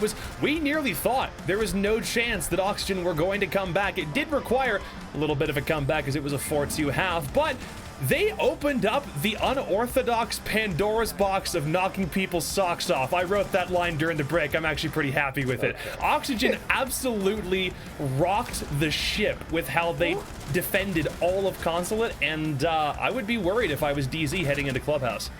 Yeah, these highlights towards the end are just an Oxygen highlight reel. DarkZero don't really have much in terms of this. Smoked indeed. Yes. / I mean, those were well earned. Yeah, maybe he shouldn't have talked because it didn't end well afterwards. But still, I mean, he played fantastically. Vertical towards the end. Some of these rounds were insane. This was it. Vertical's 1v2. What? And then he comes back around to the piano and watches the right angle. Flick. No! Oh, but the flick. Yeah, no, this was an insane matchup. I loved it. All right, and oh my gosh, the stat page.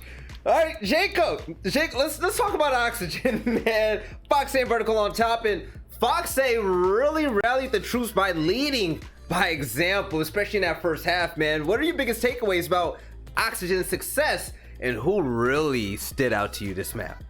Well, I think the one that obviously stands out is Vert, mostly because he had the clutch plays on 2 separate rounds that brought it in OXG's favor at moments when we thought DZ absolutely had it in the bag. A 1v3 with Malusi. I think it was on the same site both times. It was on the piano bomb site, and every time Vertical is pressured, he's in a bad situation, he's in a 1vx, he finds a way to pull things out. But I want to talk about their mentality for a brief moment, because when you lose Cafe as bad as you do, you lose at 7-2. There is no recourse. There's no way seemingly for you to bounce back.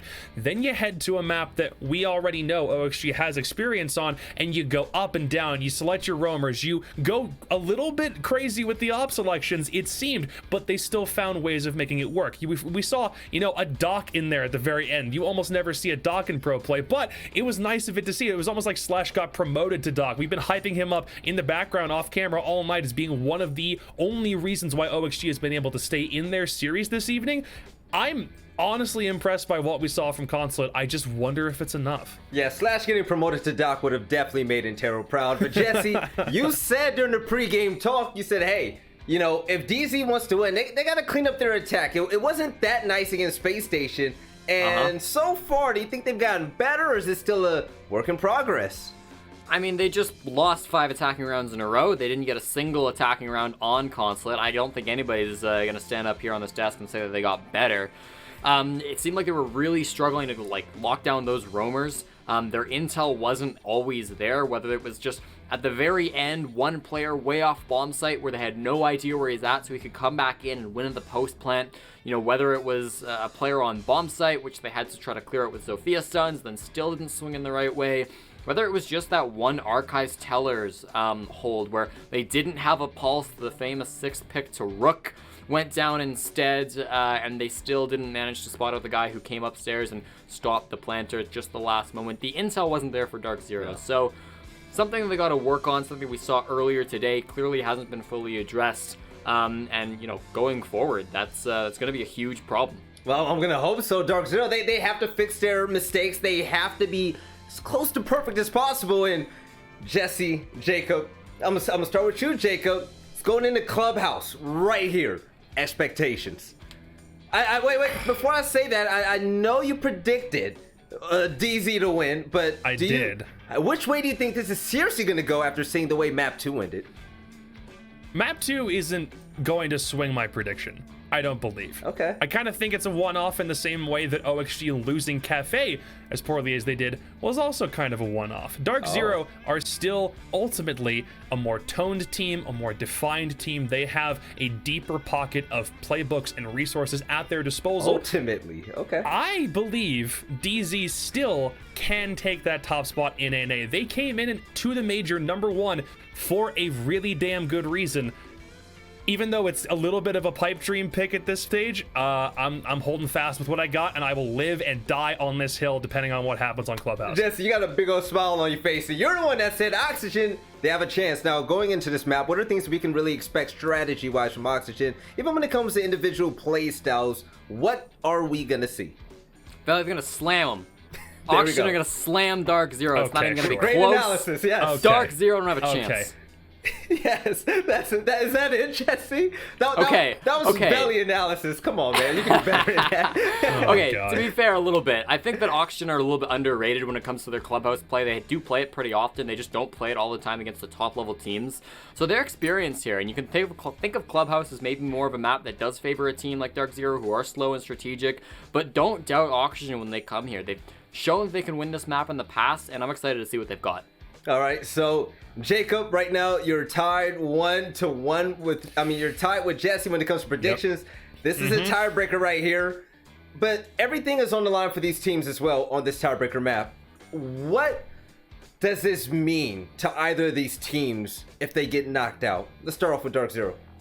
Well, DarkZero, I almost feel like they kind of have more to lose. They haven't had much success in the NAL, really, even prior to 2020. Up until this year, they didn't really have any major wins of any tournament under their belt. They've had a lot of runner-up appearances, but they haven't been able to close something out. And when they were able to win the August Major, that kind of proved that their formula, their strategies, their playbooks, they work. It's not just a crazy experiment. There's actually a method to the madness. But on the flip side of that, the same can also be said for OXG. Back when they were Team Reciprocity, all the way back in some call it the golden days of Siege, they had a lot of the same fire underneath them, a lot of, really good star players, some higher tournament results, but I almost feel as though it's an experiment tester for them in a bit of a different way. It's not quite the same environment. It's a very, very similar thing, but it's going to test who has the stronger mentality overall. When you have to play 2 series back to back and one team is going to lose out and be eliminated on the first day,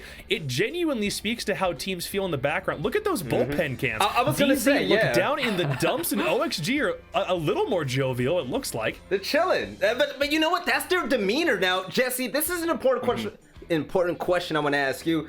Production, if you could put it on DarkZero, please.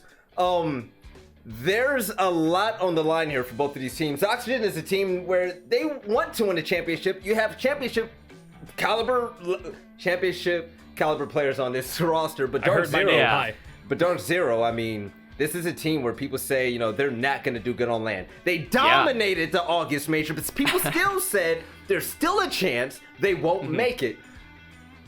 Yeah. Do you think now was the time? It's not about DarkZero not being a LAN team. It's about the fact that people say that DarkZero aren't a LAN team, and that has gotten to them. And they've come out and said, and I would agree with them, that that's not a very fair assessment, because they've done well at LANs in the past. The 6th Invitational, Tokoname, they have strong LAN results. But the fact that their strongest, consistent point in Siege, where they were the #1 team, was during a worldwide epidemic where we were all online. Yeah. If we go into the very first LAN in 9 months for North America, and DarkZero lose every game, the narrative is not going to be what they want it to be. Oh, no. This is going to be bad if they can't win this last match. It is funny because I remember I was arguing alongside DarkZero. Me and Bacon were fighting off horse. People were saying, "Oh, DarkZero, they're not a LAN team." I'm like, "Yo, shut up, you're stupid, right?" But the players are ready now. I'm excited, ladies and gentlemen. This is it, the last game of the day, the last map, and it's just beautiful. It's gonna be the tiebreaker map between DarkZero and Oxygen. Winner moves on to fight another day. The loser, this is it for him. There's a lot on the line. Blue and Stokes, take it away. All right, thank you very much, Veli. And ladies and gentlemen, no further ado, we should be getting started any second now with these two teams. DarkZero going up against Oxygen. Only one can move forward. The other, unfortunately, last place in the major awaits them. Out of 4, to be fair enough to them, but still last place awaits our loser of this map, irregardless of anything else. So Stokes, what do we think here? What's going to happen? This is a very, very tough cookie to crack here, bud. But the thing is that in between these two teams, especially when you apply them to Clubhouse, DarkZero has what it takes to win Clubhouse. But the problem is that on a map like this, Oxygen are very difficult to shut down, most notably Laxing. This is a powerful map for Lax, where we've seen him time and time again make crazy impactful kills that are, you can't even describe them. I mean, off the top of my head, I can think about him holding down construction and shutting down TSM at USN 2019, and then as well as his kill with Echo all the way from Strip Club. When Echo's not supposed to be in Strip Club, like it's not supposed to happen. But OXG, I think that their play style just applies better to this map. Personally speaking, I think that Oxygen have the edge in this one. Well, we'll have to see, especially with the way that they played the defensive half in the previous map. If they're going to bring that in-your-face play style, that unpredictable positional play style against DarkZero, who, let's be real, didn't really find a counter to that throughout all of Consulate, then how are they going to be able to counter it again? That's the big question. Well, through the bans, of course. So take a look at these real quick, as Ace, Capitao, and Wamai have been knocked out. Really, the only big difference coming in here is the Capitao has been brought into the fact. Also important to note that Thatcher nor Maverick have been banned out. So hard breaching options are wide open right now, minus Ace, when it comes to any sort of tricking that needs to be done. Mirror is going to be our final ban as we wrap up that phase.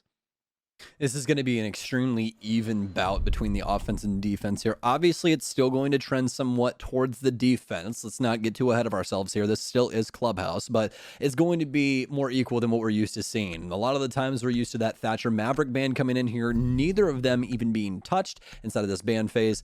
I mean, overall, some good bans coming in from both of these teams. The Capitao Wamai is what stands out the most to me, and you know, that's more than likely simply because they want to ban that Wamai away. They don't want Capitao to be too potent, especially on a map like Clubhouse. You know, there's a lot of positions for your anchors to sit, and there's a lot of waiting game inside of those positions here on this map. So if you have Capitao that's going to force them to move constantly, especially during those execution times, they're going to have very, very easy means to those entry kills that they're desperately going to need at that time.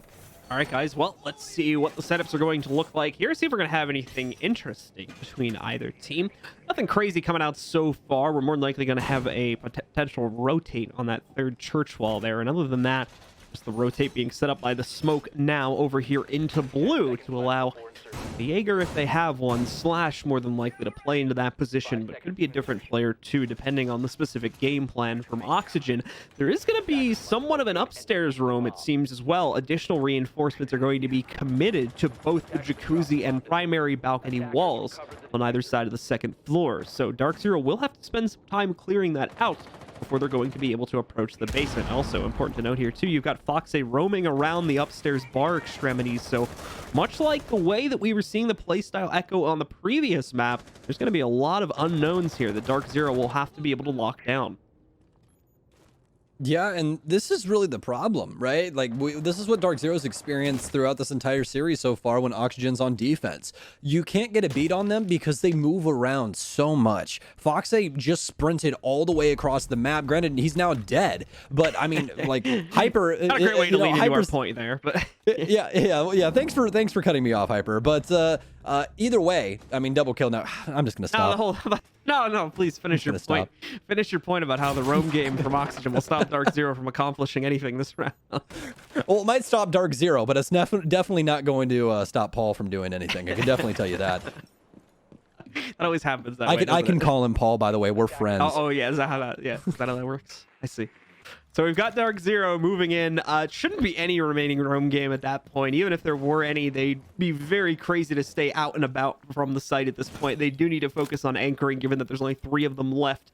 So with that said, all 3 will now play Turtle on the site, and DarkZero will have free reign to do their best effort, at least, to try and open up the hatches here, as well as give them some top-down angles to play off of. Crazy promising start for DarkZero here. Those 2 early frags are going to change up how this entire round goes for the defense. They are still going to have some options available to them, but this is mostly going to lean onto Biologic and what he can possibly produce with these smoke grenades. Other than that, you're really leaning on, or hoping for, if you're an Oxygen fan, close engagements from DZ so that these SAS operators can come alive with those M590s. If not, this is more than likely going to be a DZ round, as they've painted that picture very vividly early on as they establish dominance. Nitro Cell out for vertical downstairs and pulse spot, but it's not going to work out as everyone upstairs still indeed draws air. Vertical still trying to exist inside of this area. Very aggressive towards the hatch, but he needs these picks. They're practically a necessity at this point. Oh no, Eclipse swings wide, way too wide, and Vertical with a very quick frag, but Hotten's already worked his way inside of Dirt. Laxing and Bio, the only two that remain left. Bio still with some toxic babes in his pocket, takes down one. Bio gonna get a lot of damage onto the Habana as well. Good pickups here from OXG. He's also going to take down a member. This is doable, but now they're out of those toxic smokes. Laxing's adjusted upstairs as well. Case control now in that palms of Hyper, but what can he possibly do with it? He needs to get this pick, and they've already adjusted away. Banshee slows him down, and all for naught for DarkZero. Those early kills don't mean a single thing if you can't close it out. I don't know what you're talking about. It gave them the false confidence that they would win the round. See, so the roam game absolutely still applicable here.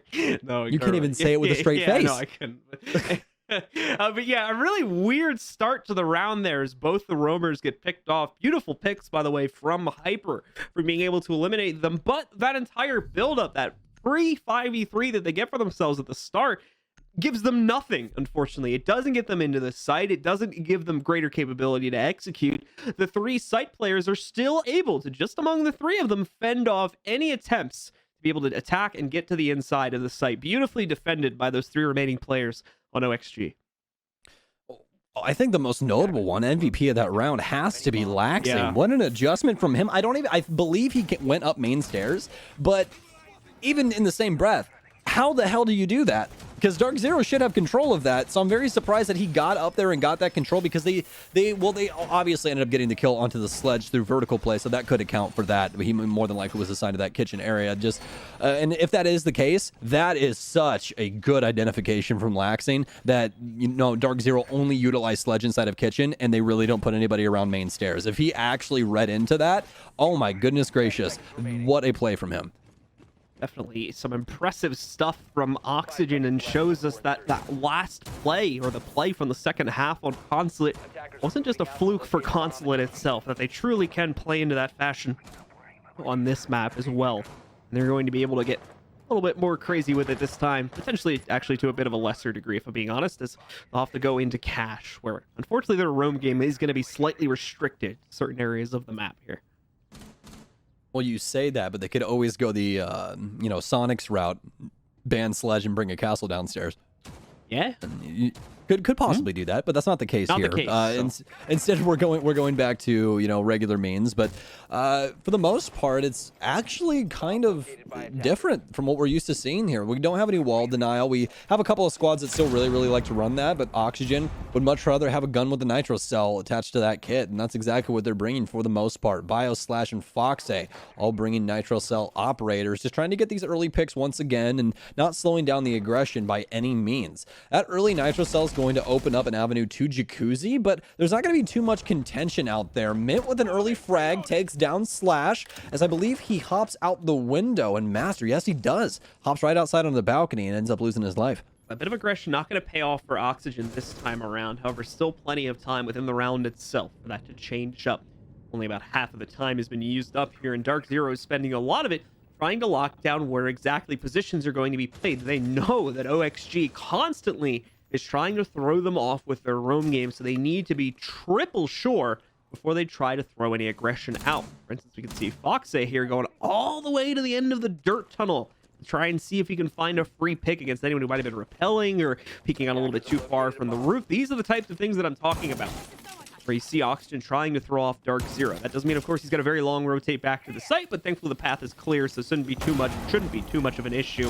Laxing committing both of his impacts there, and I believe a teammate also throwing one in too. Will deal with a large majority of the ex-Kairos dots that are thrown out there.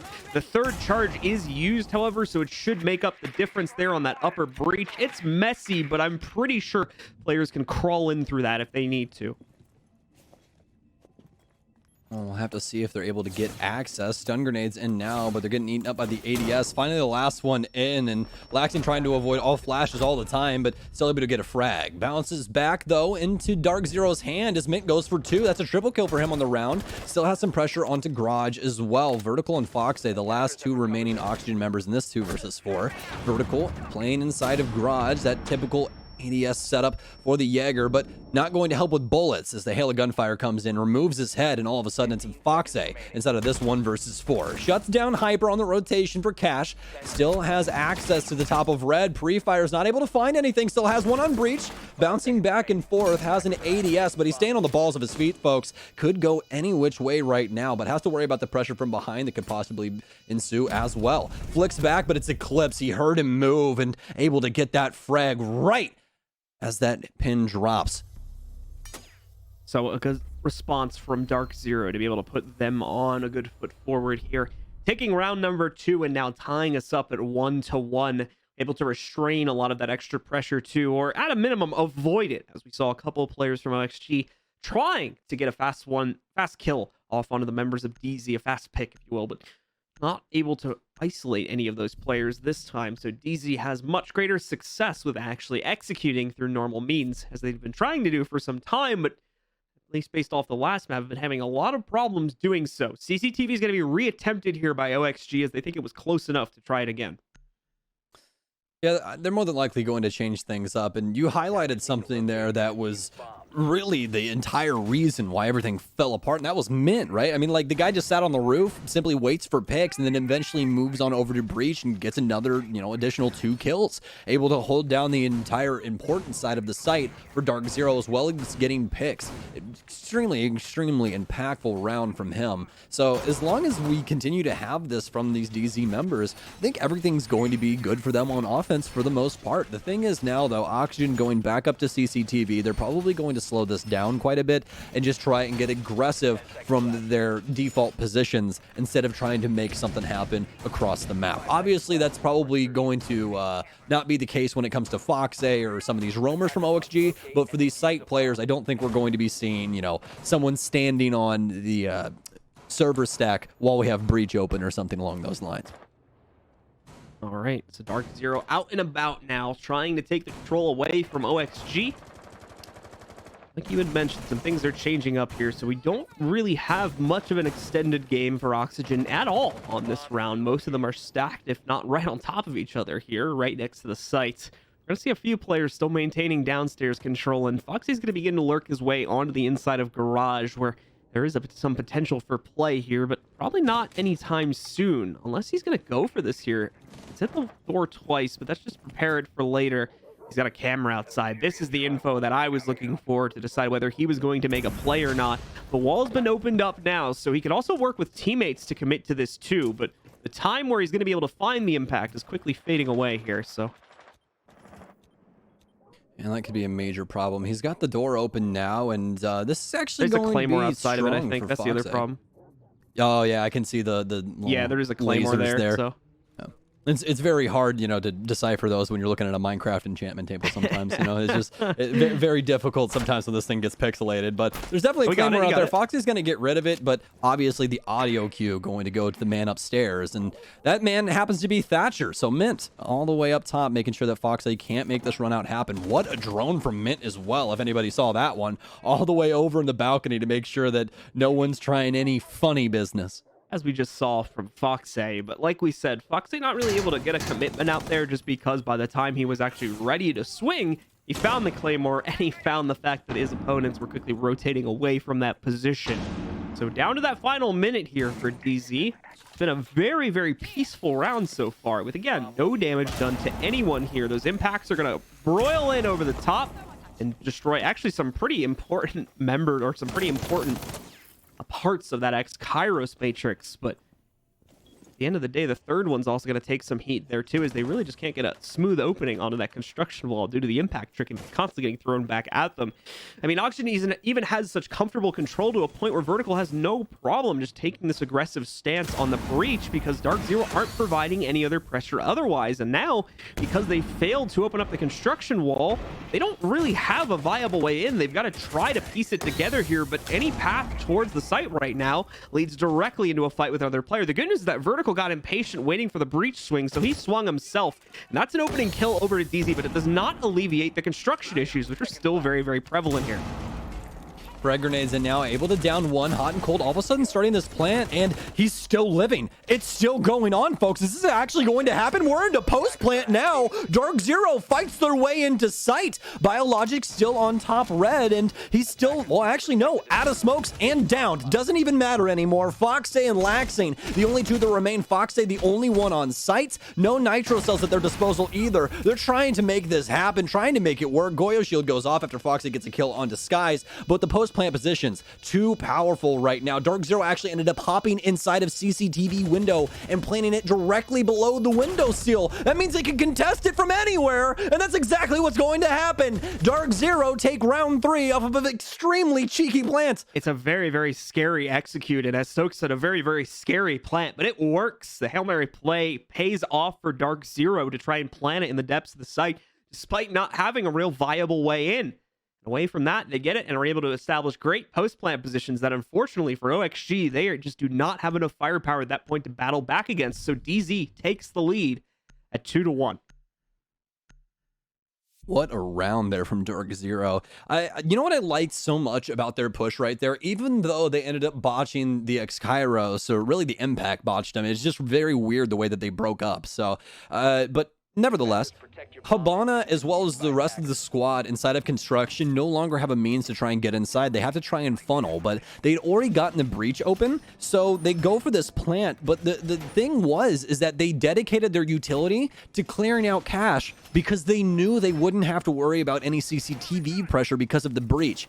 That's what separates DarkZero and their game plan and their thinking from a lot of teams. They went for this play strictly based off of what was going on inside of site. They knew they had the utility to force Oxygen back to red stairs, or, you know, if matters get worse, kill these guys and make sure to remove them out of play. And for the most part, that's exactly what happened. They get full cache control, get this plant down in a very weird manner. You assume the garage player would handle it, but just didn't have the beat on where the location was. I mean, there was just so much gunfire, explosions, and everything else going on. Someone typing on a keyboard isn't exactly going to change things up. Fox has the lineup here. Doesn't have the shot, though. Has to quickly fade away from this position over at the inside of Strip. He's going to wait for the response drone, see if they're going to try to hunt him down, but doesn't look like it. Hot and cold. More than anything, I think he's scared for his life at this point. He hasn't even thrown the drone yet. He just did it now. So I need to be very careful about this one. Slash also tries to get aggressive in the same neighborhood and is going to pay the price for it there. Hyper takes him down. Foxay still around, although he did kill a drone, so they know he's in the neighborhood. And there you go. Hot and lines up the shot, takes out Fox. And DarkZero already has a 5v3, less than a minute into the round. Well, that's a way to start off a round for Oxygen. I can't say too much just yet, because in this exact same way, Oxygen were able to pick up their very first round. So let's not get too ahead of the card just yet. Definitely still a chance here for them, but the thing is now, it's on to DarkZero. Can you actually win this round with this man advantage? The last time we saw DarkZero end up getting picked off as well as flanked from the main stairs. DarkZero now need to make sure they lock down these rotations and get good intel on where these Oxygen members are. And folks, here it is, right here. This is exactly why Laxing is the man that he is and why everyone not only hates but loves his playstyle. The guy immediately rotates upstairs, tries to make something work. He gets droned out, but he's going to transition back downstairs. He might even go for something else. You never really know with this guy, but either way, he's dedicated more time upstairs to try and slow down DarkZero, and it's worked for the most part. They're now getting down to the soft destruction and working everything else around the map, but getting that below that 130 mark, extremely important. Definitely important for the overall success. Our attacking team here now. DarkZero looking to finalize things as they get closer and closer to the capability to start swinging to the inside. Hotten's going to open up Dirt Tunnel as an option for these guys to be able to use here if they should need it. Still working on dealing with some of the top-down work, though. And this is going to get dangerous, in my opinion, with the time we have left. They need to start moving into position to execute relatively soon. Verd at least has been drawn away due to the noise that was made at Dirt, but he also may be getting aggressive. The big question is if DarkZero is going to plan to send anyone over there, because if so, then Vert's got a great position. If not, then the bait on the hard breach has worked, basically. That's definitely pulled someone away from the site, but that's probably going to change now with Hyper's most recent kill, taking out a player over by Blue. The strategy has to look very weird at this point for Vert, but no, still gonna run out and check it. Finally, he knows what's going on, but he also now knows that he's the last player standing, so the job has been done regardless. Well, he's He's definitely up the creek. We'll see if he has a paddle. Vertical, 1 versus 5, coming through dirt. Does have a drone there, and they know exactly where he is. This is not going to be a good time, even for someone as mechanically skilled as this guy. Frag grenade in. It's perfectly cooked, and that's going to be a flawless round as Eclipse, what a toss, knocks that guy right off the stage. Bonus points for going through the countertop there as well. Hell, without messing that up. So I think that was plus 200. yeah, nicely done right there. As our attackers continue to take control, pushing ahead here, now having figured out, or at least being able to palate the crazy aggression from OXG. DZ is now in a considerable lead here at 3-1 on Clubhouse, looking to try and take it even further. And OXG feeling the repeat yet again here. They're going to go right back down to the basement. Yeah, this has been very difficult for Oxygen overall, and that was the big question that we had before this map. I gave the edge to Oxygen because I thought their playstyle would apply well here, and it has in the past. And it's not that they haven't been doing, you know, Oxygen things. It's simply that DarkZero are playing Clubhouse better than Oxygen is right now. They're establishing very strong cutoffs, getting these roam kills. There's so many positive things going on for DarkZero right now that it's hard for Oxygen to fight through these. You have to remember, Oxygen have only gotten around simply because DarkZero messed up. There was no, oh, Oxygen made that happen. They did not make that happen. DarkZero botched, and Oxygen were able to get the round because of that. So inside of this so far, DarkZero have only lost a round simply because they botched that execute downstairs and didn't respect what Oxygen had going on. They now have the respect, and they're walking all over them. Well, it's up to Oxygen to see if they can try to take that away a little bit here, or maybe shake things up as they were able to do on Consulate. But so far, it's been unconvincing, and they've only got 2 more rounds on their defensive side to truly convince us and convince themselves of their current strategies. Try to get some points on the board here, but no, man. Again, Hyper starting us off so strong for DarkZero, and such an unfortunate turn of events for OXG. Slash is going to be found out. I'm not sure if he was even committed to a fight or just happened to be moving when the spray went down, but either way, Hyper catches him, takes him down, continuing to build on an already impressive scoreline of what is now 7-1. DarkZero had prep drones inside of garage, as well as Sky's droning out like the bar connector area. So since were able to get on the drones so early on, they get the good intel onto Slash, and Hyper just feeds the entire wall of magazine and rips his head off. So I mean, like, that's just so unfortunate for Slash. He's actually had a really good day, but this map alone, 0, 0, and 5, he hasn't even found an assist, and that's got to be a struggle, especially through 5 rounds. What is this from Fox? How did I even miss this? This is a Super 90, by the way. This is Frost Shoddy. I just saw this. Wow. So Fox bringing the Super 90 into the picture as well here. Try and make some play with that. I'm very curious to see if this is going to pan out. Vert tricking, it should work. Oh, I think he threw it a little bit too late there, so never mind. Not going to see the electrical. Secondary EMP. Yeah, there you go as well. That'll take care of it. I saw the circle, and I saw it stop blooming, but the circle stayed behind, so I got confused. But either way, EMP is going to take care of that second electric claw. Gets rid of it. Opens up the hatch for DarkZero to be able to attack from Foxe.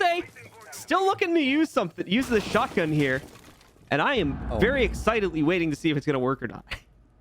I think the main game plan is, hey, Eclipse, hit the floor. I'm just going to Super 90 everything around you and try and murder you. Yeah, this is exactly it. Funny enough, I've been wondering why teams haven't been doing this recently, but I guess I now have my answer. Contesting vertical play with shotguns might not be the play, because once there's a lot of vertical play, you tend to die. So that one makes a lot of sense, so I won't be recommending that one to anybody. Oxygen now worse for wear here inside of this round 5. 50 seconds remaining on the clock. 2 versus 5 right now for them. Hyper 7-0 and 1. Oh, baby, lighten up the scoreboard for DarkZero right now, and they need them to continue to have this impact, shutting down all of these Oxygen members whenever his time is called.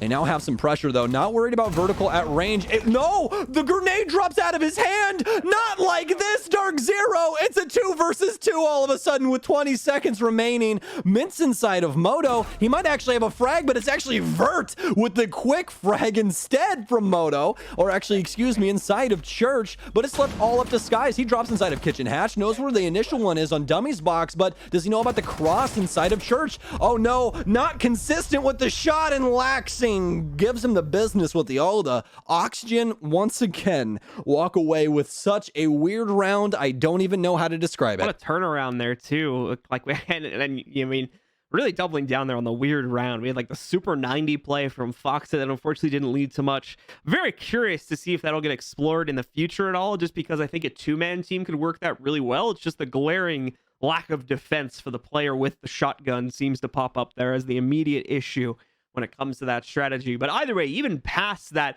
the great hold as well as the massive unfortunate turn of events there. Yeah, as Laxing's now mentioning it in the chat, that TK really did a number on the attack for DarkZero that they unfortunately did not have the capability to work back from in the late round there, seeing as they didn't have any position in sight to play off of to begin with.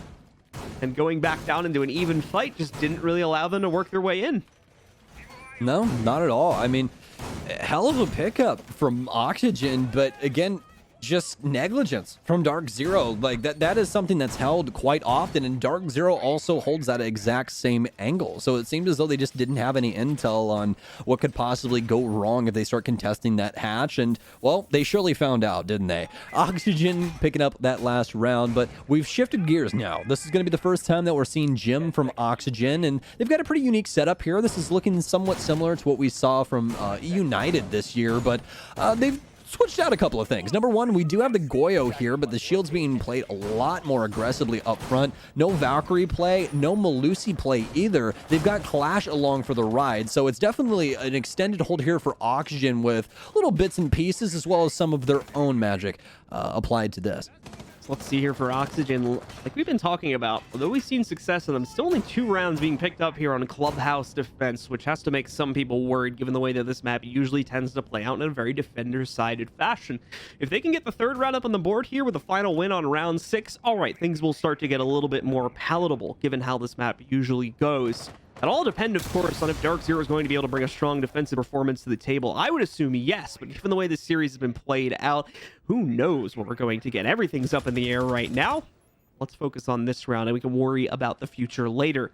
DarkZero with a lot of focus at the moment on clearing out CCTV and Cash Room. Bio's actually withdrawn from Cash completely, so this might just be given over relatively early on to allow them into construction where hopefully the Clash can have greater capability to play against that push. The Clash is being used in a couple different ways, though, as we see Bio make a huge transition over to the Jacuzzi wall now, so still kind of open on the plans for what they try to use that operator for.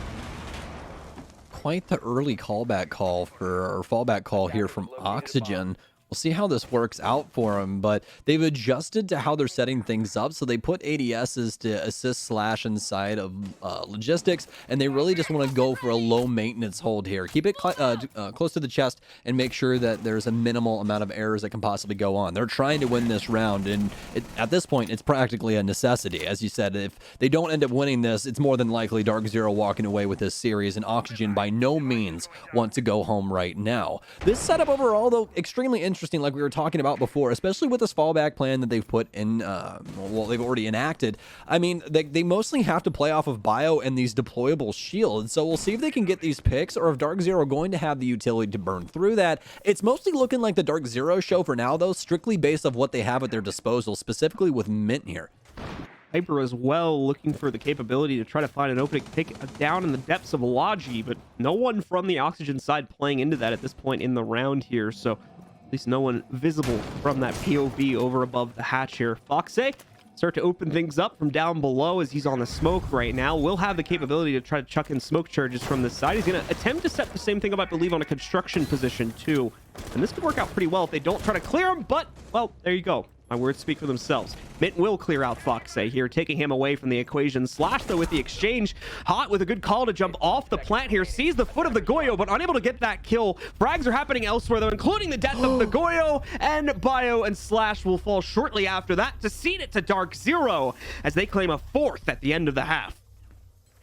Yeah, I got to go back to what we were talking about earlier. Like, the fallback from Oxygen at that point in time just seemed really premature. I mean, DarkZero didn't have any map pressure really going on. I mean, they got obviously the CCTV wall open, but there was nothing really going on Cash side. And when you have a Clash and all of this other utility at your disposal, not only for your site players, but to keep your Cash player alive longer and also contest construction for quite some time, it's just weird that they backed up so quickly. And obviously, like, it almost worked out in their favor, but it just seemed as though it allowed DZ to get a vice grip on Jim that Oxygen never never accounted for. I would not be surprised if there was some missed info or something like that, or potentially even bad info about what was going on over on Jacuzzi balcony that would have drawn the clash over to that position specifically more than anything else. So I don't know if that's what happened. It could have just been a generic call to fall back because we need to focus on the site. But either way, it allows for the folks on DarkZero to get that much closer to the site that much sooner, and seems to have helped out even to a minimum degree with her capability to take fights and generally play the round out with control of cash.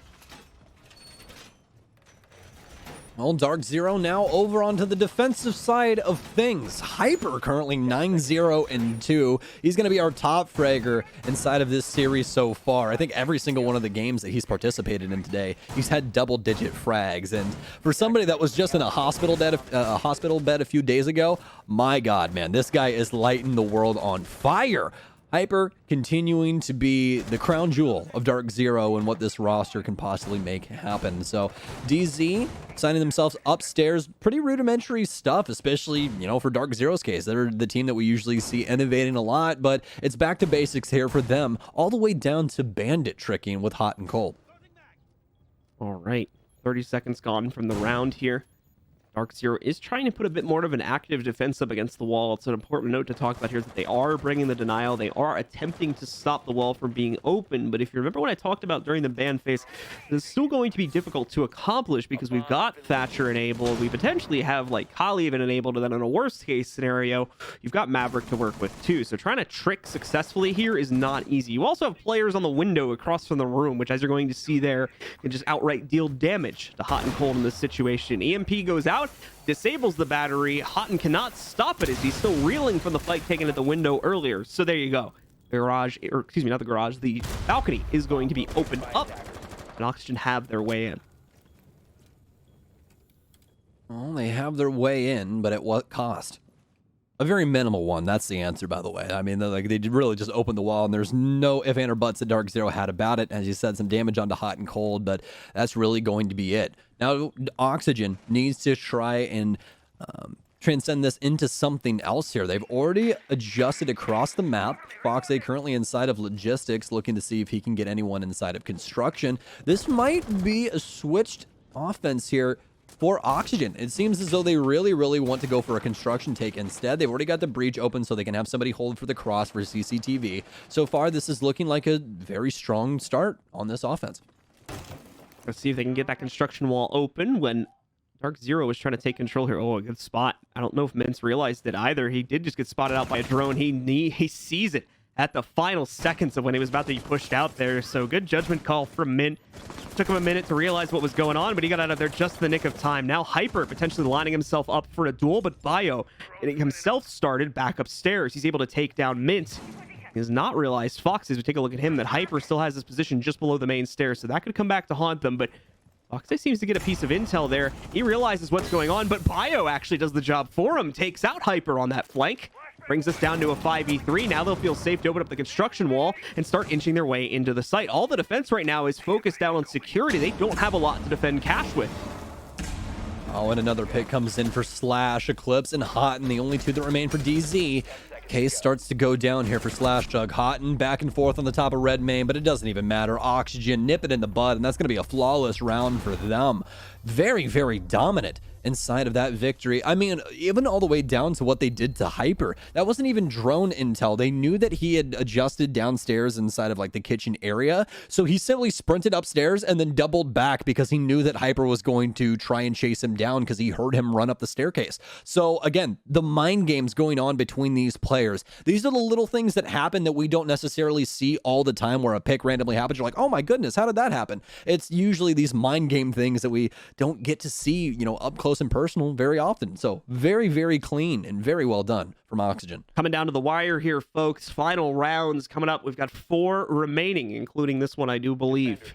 Between these, I think it's 5 actually, because counting when you include the current numbers. Carry the 1. Yeah, it's like math, man. What's 9 plus 10? 21, right? But yeah, it's gonna be it's getting late, folks. This always happens, I swear. DarkZero is going to be holding on to a basement site this time around here, bringing a lot of what we would kind of expect to see on this one. The Goyo is going to be an interesting addition to the basement hold as well that should fit in pretty nicely here and allow for a bit more freedom and a bit more of a comfortable setup for some of the extended positions that I'm sure DZ is going to try and play off of. For Oxygen, more of the same, of course. Attacker lineups don't generally need to vary all that much for the most part, except for some very special conditions. We're going to see a lot of the same flavors getting brought to the table for them on this round. I only like similar flavors if it comes to ice cream, and this doesn't look a lot like ice cream. So, DarkZero, though, rest of Oxygen.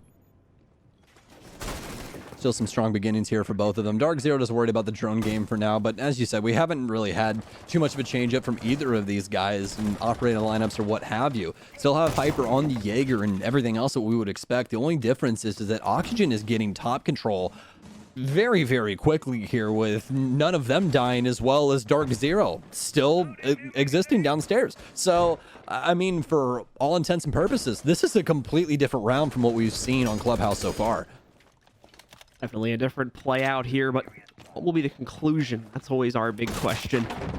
As Foxay continues to mess up the floorboards over by the main stair hallways. Vert also getting ready to descend down into the basement from Blue Stair.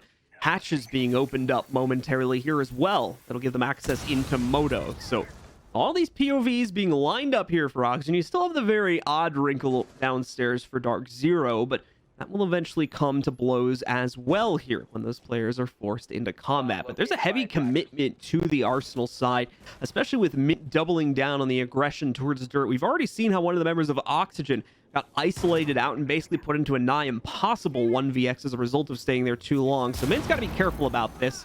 It looks like he'll fall back. Only one of the X-Kairos will get blown up due to a nice impact. They can try it again. If that was the explosion from the impact, though, it's definitely not going to work out this time. We will see a successful opening of the hatch on the second attempt of the X-Kairos. One remaining as well for Bio to try and use somewhere else if he does need to.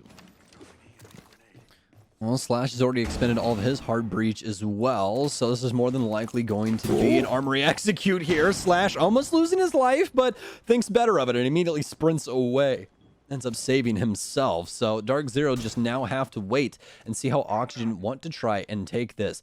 Liking the setup for DarkZero inside of the armory area to try and shut this down. Mint's got a Banshee to try and assist him if anyone wants to pressure Dirt, as well as so many crosses for Oxygen to worry about. They really need to get an initial pick here. I don't even know if they can see Houghton from this angle either, and I think that's going to be the biggest problem. You have an Alda in such a pivotal position, and when you put it to good use, it all of a sudden starts killing everyone. Slash, with an attempt to put the case down, at least he gets found and finally dusted, but not before Laxing fires back. He takes down Skies, but it's eclipsed once again with the TCSG-12. Fighting fire with fire as it's all of a sudden down to Laxing. He's the only one that remains for the Oxygen team. Still inside of Moto, but finally gets taken down by Hyper. DarkZero all over it when it comes to Oxygen's execute. Both these teams constantly being funneled into just a full-on drop play through the kitchen hatch, with pretty much the entire team trying to do so. Similarly, how it didn't really work for DarkZero, it's not going to work for OXG, even with that very nice form on the Swan Dive from Foxay. It still doesn't get them into the site where they need to, and it definitely doesn't give them the post-plant control they absolutely would have needed for that to work. So pause is going to be called here. I believe it was from OXG. They're going to take a good 30 seconds to a minute here to figure out what exactly is going wrong, and more importantly, on this upcoming CCTV defense, what needs to be done correctly.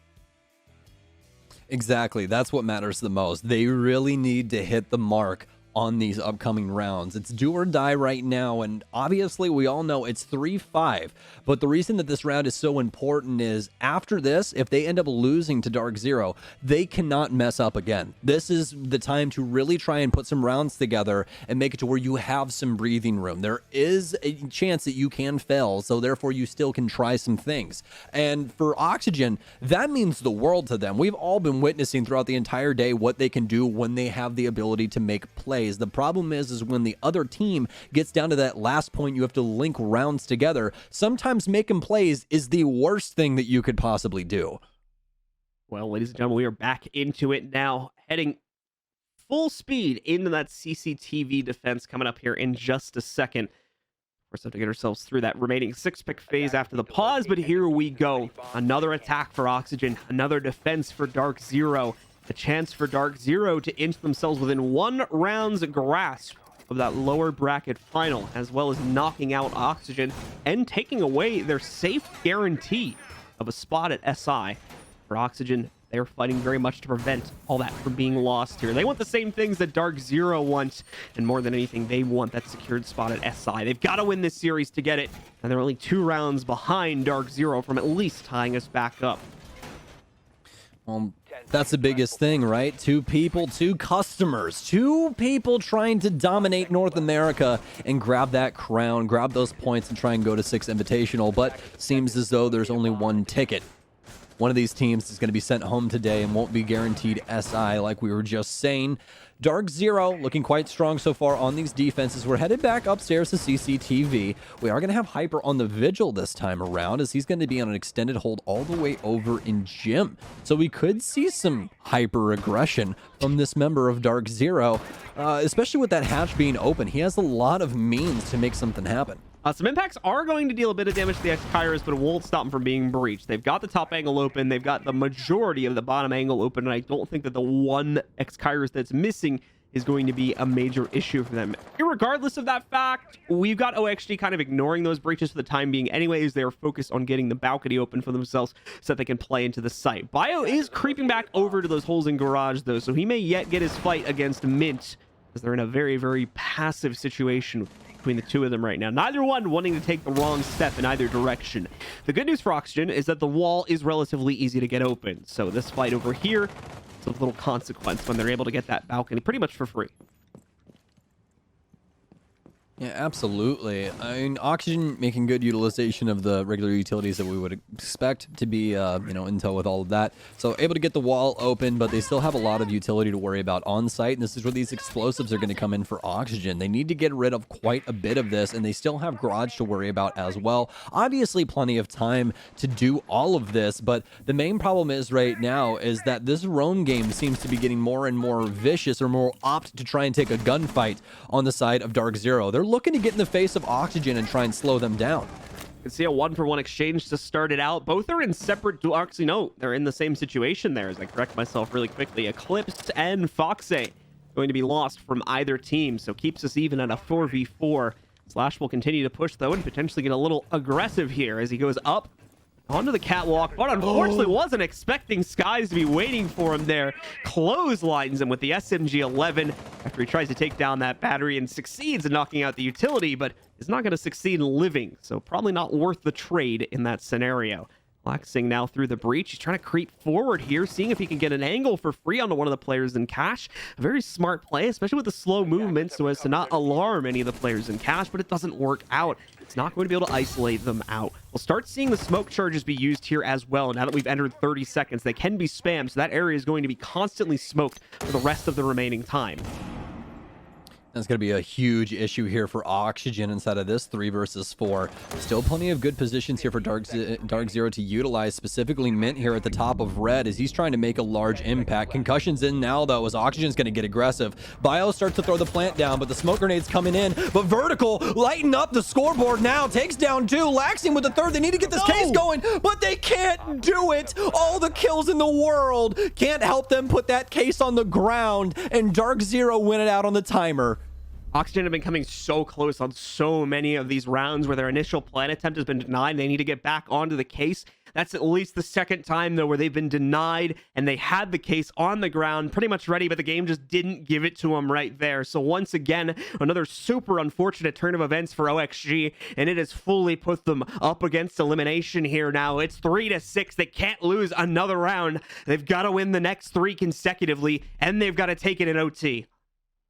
It's back against the wall right now for Oxygen. DZ's got him by the throat. They're just waiting to deliver the finishing blow, and this might be it here, John. Gym bedroom for DarkZero, and they are bringing everything right now. We got the Clash, we have the Malusi. This is going to change up how this site works dramatically, especially with that Malusi Clash duo like we were talking about. This is going to delay so much of what Oxygen wants to do, and they're really going to have to lean on these explosives to handle a lot of that. But that's the main problem. Look at the lineup right now for OXG. They have Vertical and Foxay, but nobody else with explosives. They're gonna have to try and utilize pressuring through these Banshees more than likely if it comes down to it, and that's not something that you really want to see. I see a lot of this utility being dedicated towards mints, and then these Banshees coming up inside of that late round. And even if you go down that route, you still have the rest of the DarkZero roster to worry about.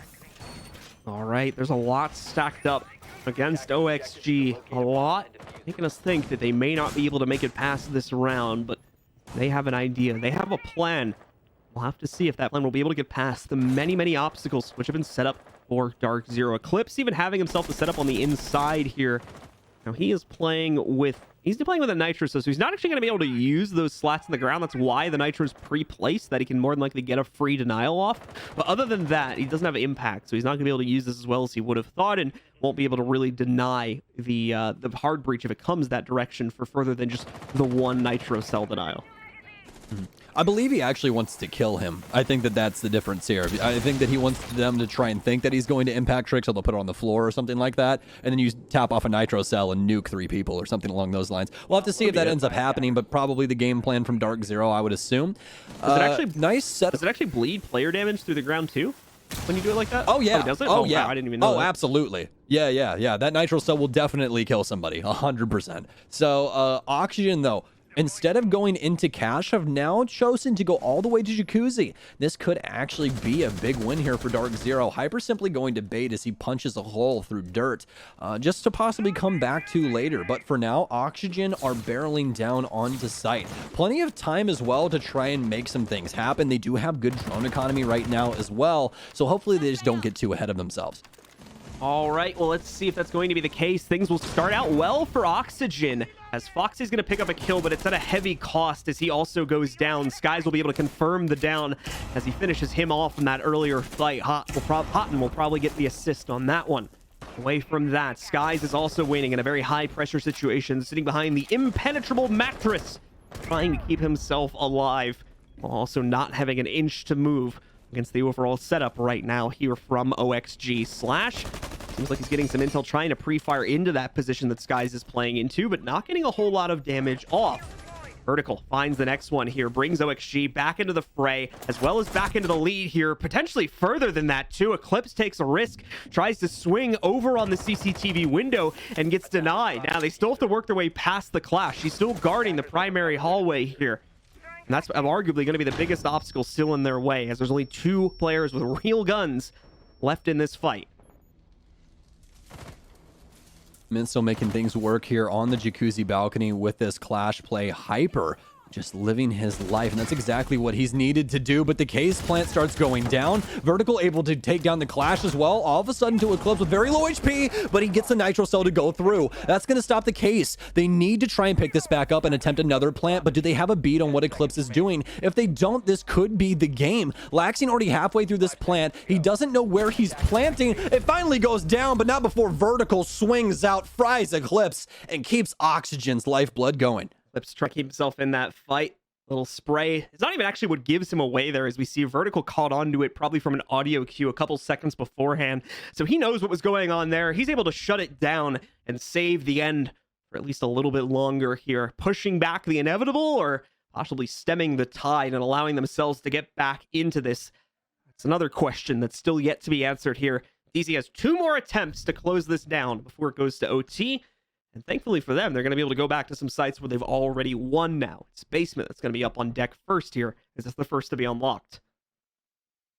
Yeah, and throwing it back to what we saw the last time that DarkZero went to Basement, this was one of their most influential rounds that they've had throughout this series so far. So for DarkZero, this is more than likely going to be, well, at the beginning, quite easy for them. It's going to be about how Oxygen adjusts, just like in that last round. They honestly dedicated everything to the Jacuzzi at the proper moment in time, were able to get the picks, and for the most part, keep the man count the same. The best thing about that round from Oxygen is that they didn't miss a beat when it came down to worrying about what DarkZero could possibly produce when they started going for those aggressive fronts. We saw a lot of, very aggressive peeks out to the master balcony, and time again, Oxygen continually traded back and forth and kept their chances alive. Very well done from them that last round. I don't think that they're out of this just yet, but it's going to be very difficult to continue to try and fight through these DarkZero setups. Well, it's got to be at least 2 more here from Oxygen if they truly want to stay in this series, truly want to stay in the tournament,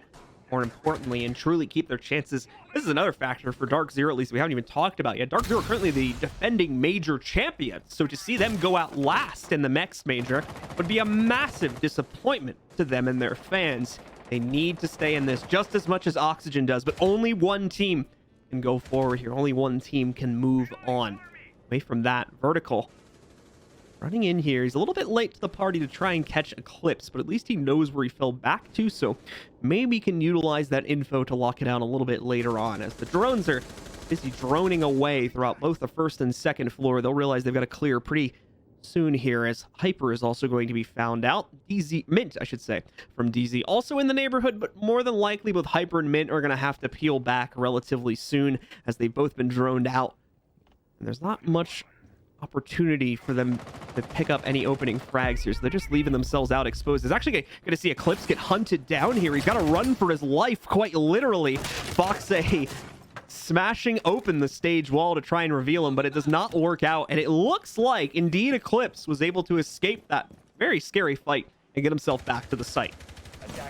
And practically the clutches of a supervillain right there. I didn't think that he was getting out of that at all, but I guess he was the superhero inside of our story. Oxygen not able to close him down. Yeah, the plot thickens apparently as nitro cells now go off on the kitchen floor, but there's nobody home for those. Oxygen worse for wear now, as they really haven't got too much map control. They finally cleared out these top 2 floors, but they need to start getting some dedication into the kitchen area. Secondary hard breach here for Laxing on that line. They've already utilized one of his EE1Ds, so he's still going to have 2 at his disposal, and this is actually going to change up how everything will be handled from Oxygen. Nice pickup onto Hot, and that's a Goyo off the field, but now DarkZero can pressure from really any means necessary. They're down a gun. They can try and shift gears and make these crossfires work into their favor, but now they have to worry about Hyper inside of blue. That's the case going down too. It is relatively under their control, but the problem is it's on the ground. They don't know if someone's aimed in on it right now. There's a lot of things to consider, but they're going to get it back under their control. They realize that it's relatively safe for retrieval here. They've also got info on at least one player on the inside of Church, so their main concern right now is the Arsenal team and how they're going to deal with that after they knock out this player. The problem is, though,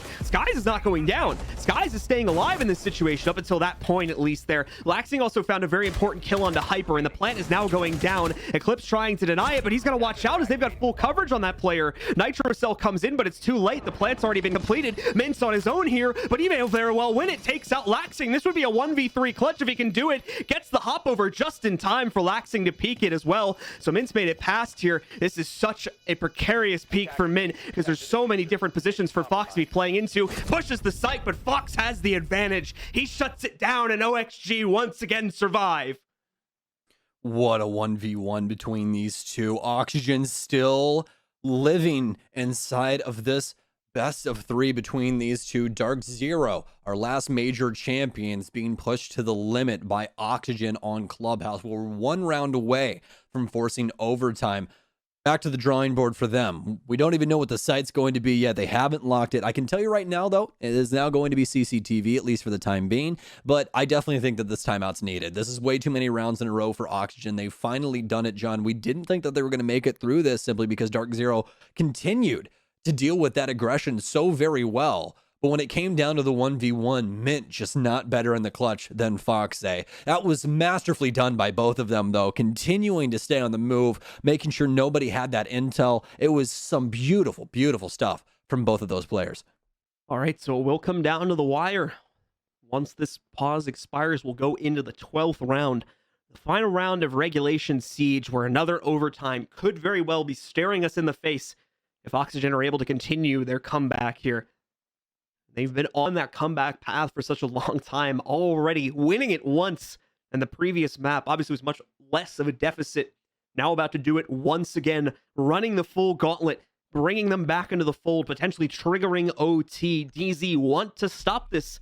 I don't know if they can. CCTV and cash is going to be where that's decided. Oxygen's hopes and dreams way in the balance here. DarkZero going to shift gears for CCTV. They've brought the bandit every single time on hot and cold, but they're going to put hot and cold on one of his most impactful roles that you can possibly apply this guy to, and that's going to be the Maestro player. He's going to be bringing that Alda and all that firepower at his disposal to try and thwart Oxygen's plans to push this into overtime. I think that this is honestly the adjustment that they needed. They also moved Hyper off of that Jaeger. He's on over to the Mozzie, so they've adjusted things other places. It seems as though they went for kind of the blanket. Put Houghton on a operator he really likes, give him a lot of bullets, make sure that when Oxygen goes for that execute, he has the means to slow them down or at least get some very impactful kills, and then move Hyper onto more of a role where he's going to hinder their success inside of Intel. Then finally Mint and everybody else wrapping up the pack with not only throwables as well as just slowing them down overall. So DarkZero seems to be going for that blanket plan once again. We'll see how it works for them. Oxygen's definitely going to have the utility to handle this, especially with Laxing on board with that Thatcher. So Oxygen still well within their right to push this to OT. See if they can do it. Round's already about 30 seconds into it. We should see Oxygen open up the balcony wall relatively quickly, primarily because the defenders have nothing to stop it with. So Slash shouldn't be too far away from popping that open and at least starting to investigate what's going on deeper in that site. DC are really hoping that there's an aggressive play work into Garage here, as they've got 2 players committed to it. Flips, of course, up on the catwalk, and Mint playing down below, but Mint will have to quickly reposition with the balcony being open. They realize that there's probably not, at least not anytime soon, going to be an immediate play for trying to get control over there. We've also still got an extended roam game in the form of Hyper way over here at Bar. That immediately needs to be pulled back now because they do need to start focusing on the site. However, he's going to stay out a little bit longer here. He's going to try and extend his grasp that he has over here, continue wasting at least the drone time for those players upstairs, but they're not really worried about it. Vert's sending his through pretty quickly right now, and it's going to be figuring things out. It's much worse than you think unless Fox A is able to drone out Kitchen. This right here could be what wins them the game or not. I don't know if they got that intel. Nitro cell out. Foxy definitely knows that someone's downstairs now. I believe that Hyper ended up getting droned there. Yeah, he did end up shooting one of Foxy's drones, but actually, no, it's on main stairs. So we had no idea that Hyper was there at all. Hyper with a very pre-botched nitro cell there that ends up not getting him too much, which that's the sad thing, right? Like he had the sneaky play but wasn't able to do too much with it. Yeah, if he had chosen not to blow that up and just leave it on the ground, he could have actually made a pretty impressive flank, as Stokes had been mentioning later on. But unfortunately, too much tracking going on to him, as well as the fact there was a lot of drones buzzing around, I think made him think that he had already been revealed, so he gives that away right there. Bit of a dangerous stack on the inside, but Mitt needed to get into position to throw out those impacts. He denies the initial X-Kairos. He does have one more, I believe, but I also think that the majority of the utility has been used, and yes, indeed, Bio's out. No more X-Kairos, so they've got a very messy hole to work with there on the construction wall. This could be a big nade, though. Oh, but it's eaten up.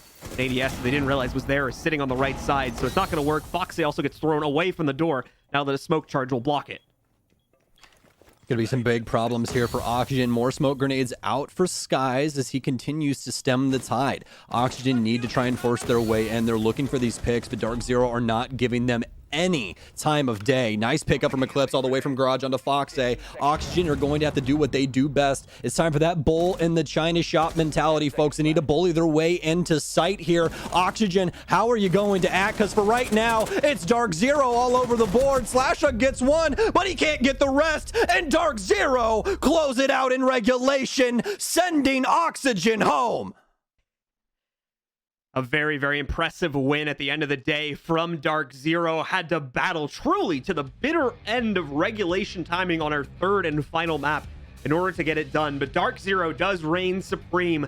The current major champions will be able to keep their potential title alive, as they've guaranteed a top 3 slot at the minimum. Regaining the title, of course, is still a little bit more work than them, but they have indeed made it on to day number 2. And on top of that, they have eliminated our first team from the major. That's going to be OXG going home, or rather just driving home. It's a relatively short distance for them. But either way, going home today, as they will be our first team to get knocked out. What a series between these two, though. I mean, some very one-sided maps early on, but when it came down to it, nobody really does Clubhouse better than North America when it comes down to crazy maps like that. I mean, come on. We got Super 90s and everything else coming out from Oxygen. Hell of a series, John. Had a lot of fun doing this one. Yeah, and I mean, massive commiserations. You have to give Oxygen credit at the end of the day, regardless of the result of this matchup. They played not only a previous best of 3, which was a marathon in itself, 2 overtimes the first 2 maps, if I remember correctly. We did not play the third map as it was a 2-0 loss for them, but ended up still going the distance here with all 3 maps played as well. So they really had a true test of endurance. Unfortunately, did not pass it here today, so they are going to be going home, and DarkZero will move forward. That's going to do it for myself and Stokes, but the show is not done just as of yet, ladies and gentlemen. We still have our analysis desk to break things down, so let's go ahead back over to them. Thank you so much for the throw, Blue. Stokes, good job to you as well. Ladies and gentlemen, for those of you at home, do not leave yet. We're going to have an interview this time around to close out the day, but this is it. Oxygen, they failed to win tiebreaker map. They put up a great game, but DarkZero, they were just way too strong for them, and they're going to move on to face the loser between TSM and Space Station Gaming. But Jacob and Jesse, today has been an amazing day one. What did you say? It's been a crazy back and forth day on all sides. But to touch on Clubhouse very briefly, I almost feel like DarkZero is the kind of squad that gets their Clubhouse attacks down pat just because they know how good of a team, for example, like SSG is on a map like this. And if they can beat SSG on Clubhouse, then they can theoretically beat anybody on it. That's the kind of fortitude and grit that we saw, even though there was a couple of mistakes made that OXG were able to capitalize on. DZ proved that this is something that they can do better than anyone else, counter-stratting and ensuring that they are at the forefront of any sort of playbook, and they made Oxygen pay and they sent them back home. Jesse, any last words, man, before we jump into the breakdown, the analysis, and nitty-gritty of what just happened? That was a cat jam of a map. that was the kitty cat, man. What's the cat's name, Jesse? We gotta know. This is Spawny. Isn't that a different one? No. Oh, The it's other the same one. Yeah. Wait, isn't that the same cat that muted my microphone during the North American qualifier Okay. broadcast? That might have been her, yeah. We'll get to the I have cats problems later. with that cat now. Jacob, we'll get to the cats later. Let's talk about the matchup, okay? No, this has been amazing, and Jesse, you've harped on it a lot because it matters a lot here. Now, Oxygen, they lost out. They weren't able to win a game, and now when it comes to SI, what is the realistic expectations for them to be able to make it? What do they have to look forward to when it comes to APAC? All right, Oxygen. The bad news is it's out of your control, and you've got to sweat for the next week, okay? You got to be a little bit worried. The good news is your odds are probably around 80-90% that you still get to go to the 6th Invitational. That's great. There's a lot of different things that have to happen in APAC. And they all need to happen. If even one of these, like, 4 different things don't happen, and it's too complicated to get into right now, but if even one of them doesn't happen, Oxygen will get to make it. So it's still likely that they'll go in. We won't know for a whole week, and it's out of their control, but it's still likely. So will it happen? We'll have to wait and find out. But for Oxygen, there's nothing they can do, but wait. All right, now, Jacob, look at me. Talk to me, baby. When it comes to DarkZero, yeah, they got to win, but they made a lot of mistakes in the past. And do you think that by tomorrow, until Sunday championship game, if they make it, do you think these problems can be fixed? Because they look so good, but it seems like something is a little bit off right now. They looked good with caveats, and I can't even say the main reason for that is Hyper not having a lot of practice, because he didn't really seem like he had skipped a beat despite not being able to keep up with the rest of his team. It's really, really good to see that he's in this kind of fighting shape despite not having felt good over the past couple of weeks. 13 kills, 6 deaths for him to close things out for DZ is a wonderful stat line. In terms of the rest of DarkZero being able to make corrections, I have more confidence in them to be able to do something like that than I can with, several other teams in the NAL, because they've got a deep playbook, they have a lot of support staff, and clearly they know what they're doing. This is a very, very, hard-fought team that does not let anything slip through their fingers. If anyone could do it in North America, it absolutely would be DZ. All right, so while the highlights were playing, I told you all in the chat we have an interview, and I believe Skies is ready for me right about now. And Skies, do you hear me, man? How you doing? I can hear you. What's going doing on, all right. Skies? Congratulations. I have to ask a question. It's the basic question. How damn good does it feel to be back on land? The game is so much better, even though I got destroyed by Oxygen. It was great. Now, I have to ask as well, has there been any trash talk between the teams now that you guys are all there in Vegas? No, we don't really like see each other because of like COVID, and we're not like leaving the house, but they came over once when we first moved, but that's it. All right, so you guys see at home they're being careful, social distancing. Now, this has been a big question mark for DarkZero, and it was pretty serious. So we heard, we saw on Twitter that Hyper, there's a possibility he couldn't play, and I also heard that this past week or so, you guys didn't get to practice with him really. What was that like, and how do you guys feel that he just came back acting like he never took a day off? Hyper has been incredible so far. Paul, in my opinion, is the best player in Siege. We have a lot of respect for him, stepping up and still willing to play even after all the things he's gone through. The last 2 weeks we did practice with Brandon, so it's like some things were a little off, but there's like no discredit to OXG or SSG. I think that they played really, really well, and both games could have gone either way. Obviously, we choked against SSG, so. But Paul's a trooper. All right, so I said it, and Bacon also put it on Twitter not too long ago. He says by tomorrow, if you guys make it that far, if it wasn't for those tiny mistakes, you guys probably wouldn't have lost against Space Station, and you probably would have won a lot more rounds. Were there any discussions about those small mistakes heading forward, or is it still a work in progress with you guys as a team?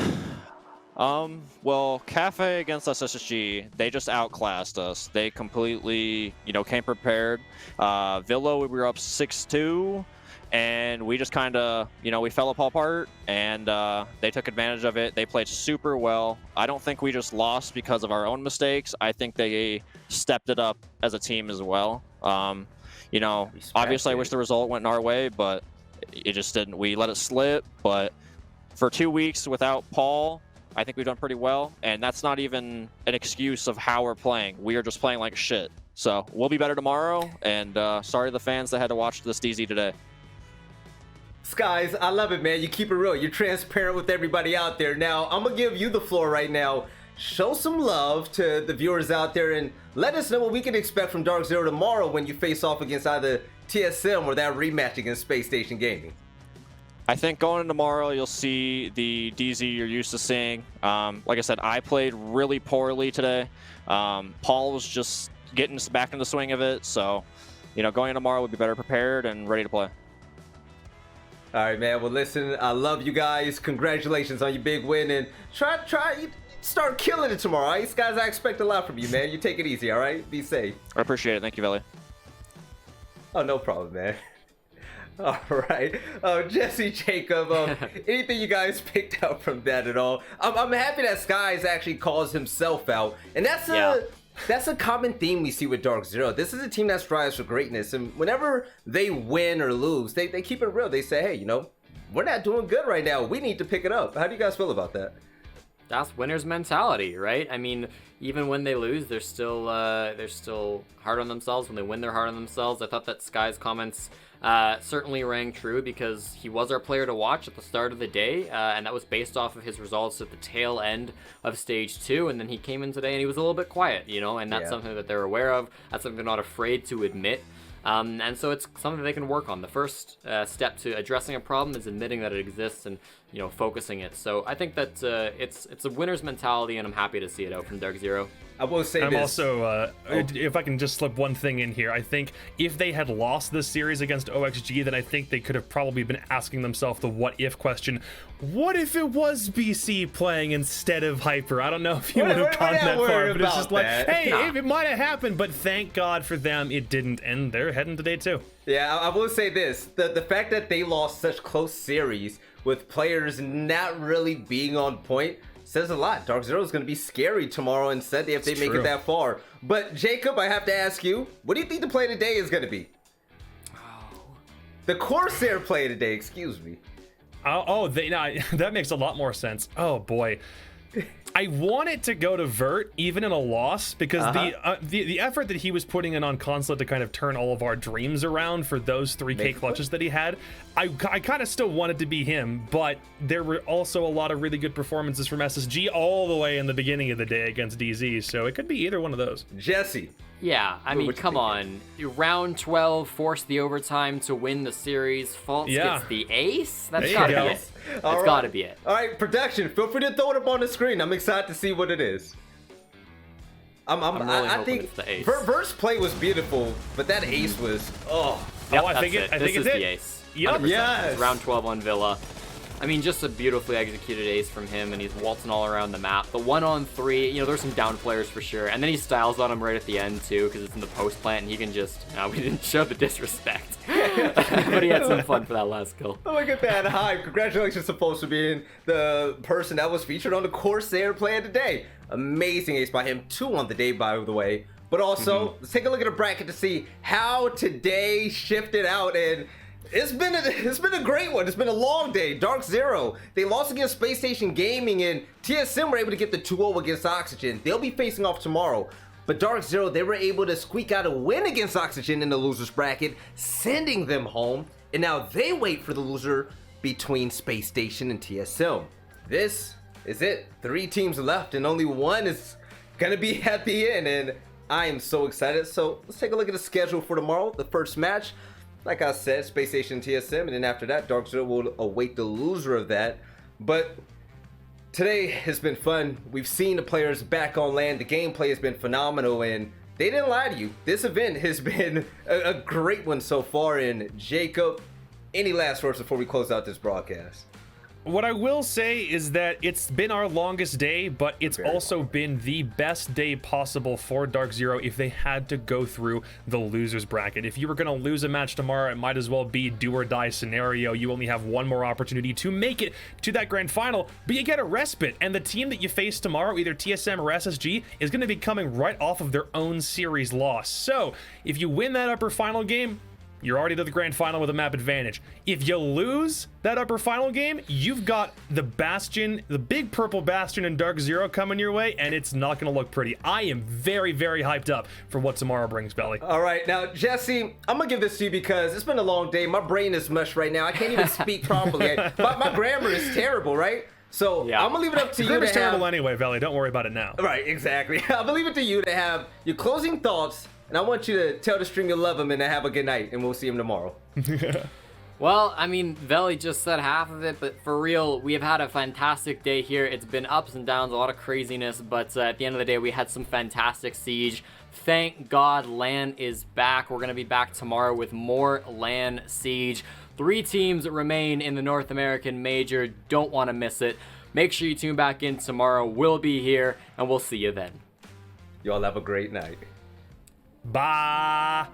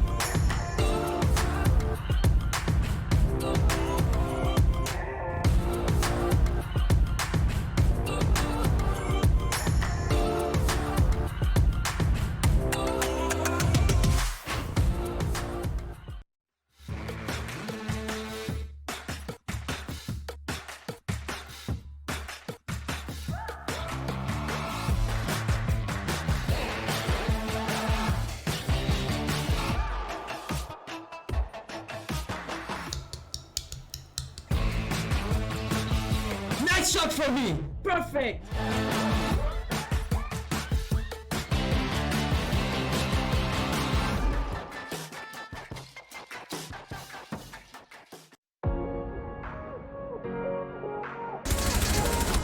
Oh my god. Oh, he did not do that to Sam. Jared? Oh my god, he's so good.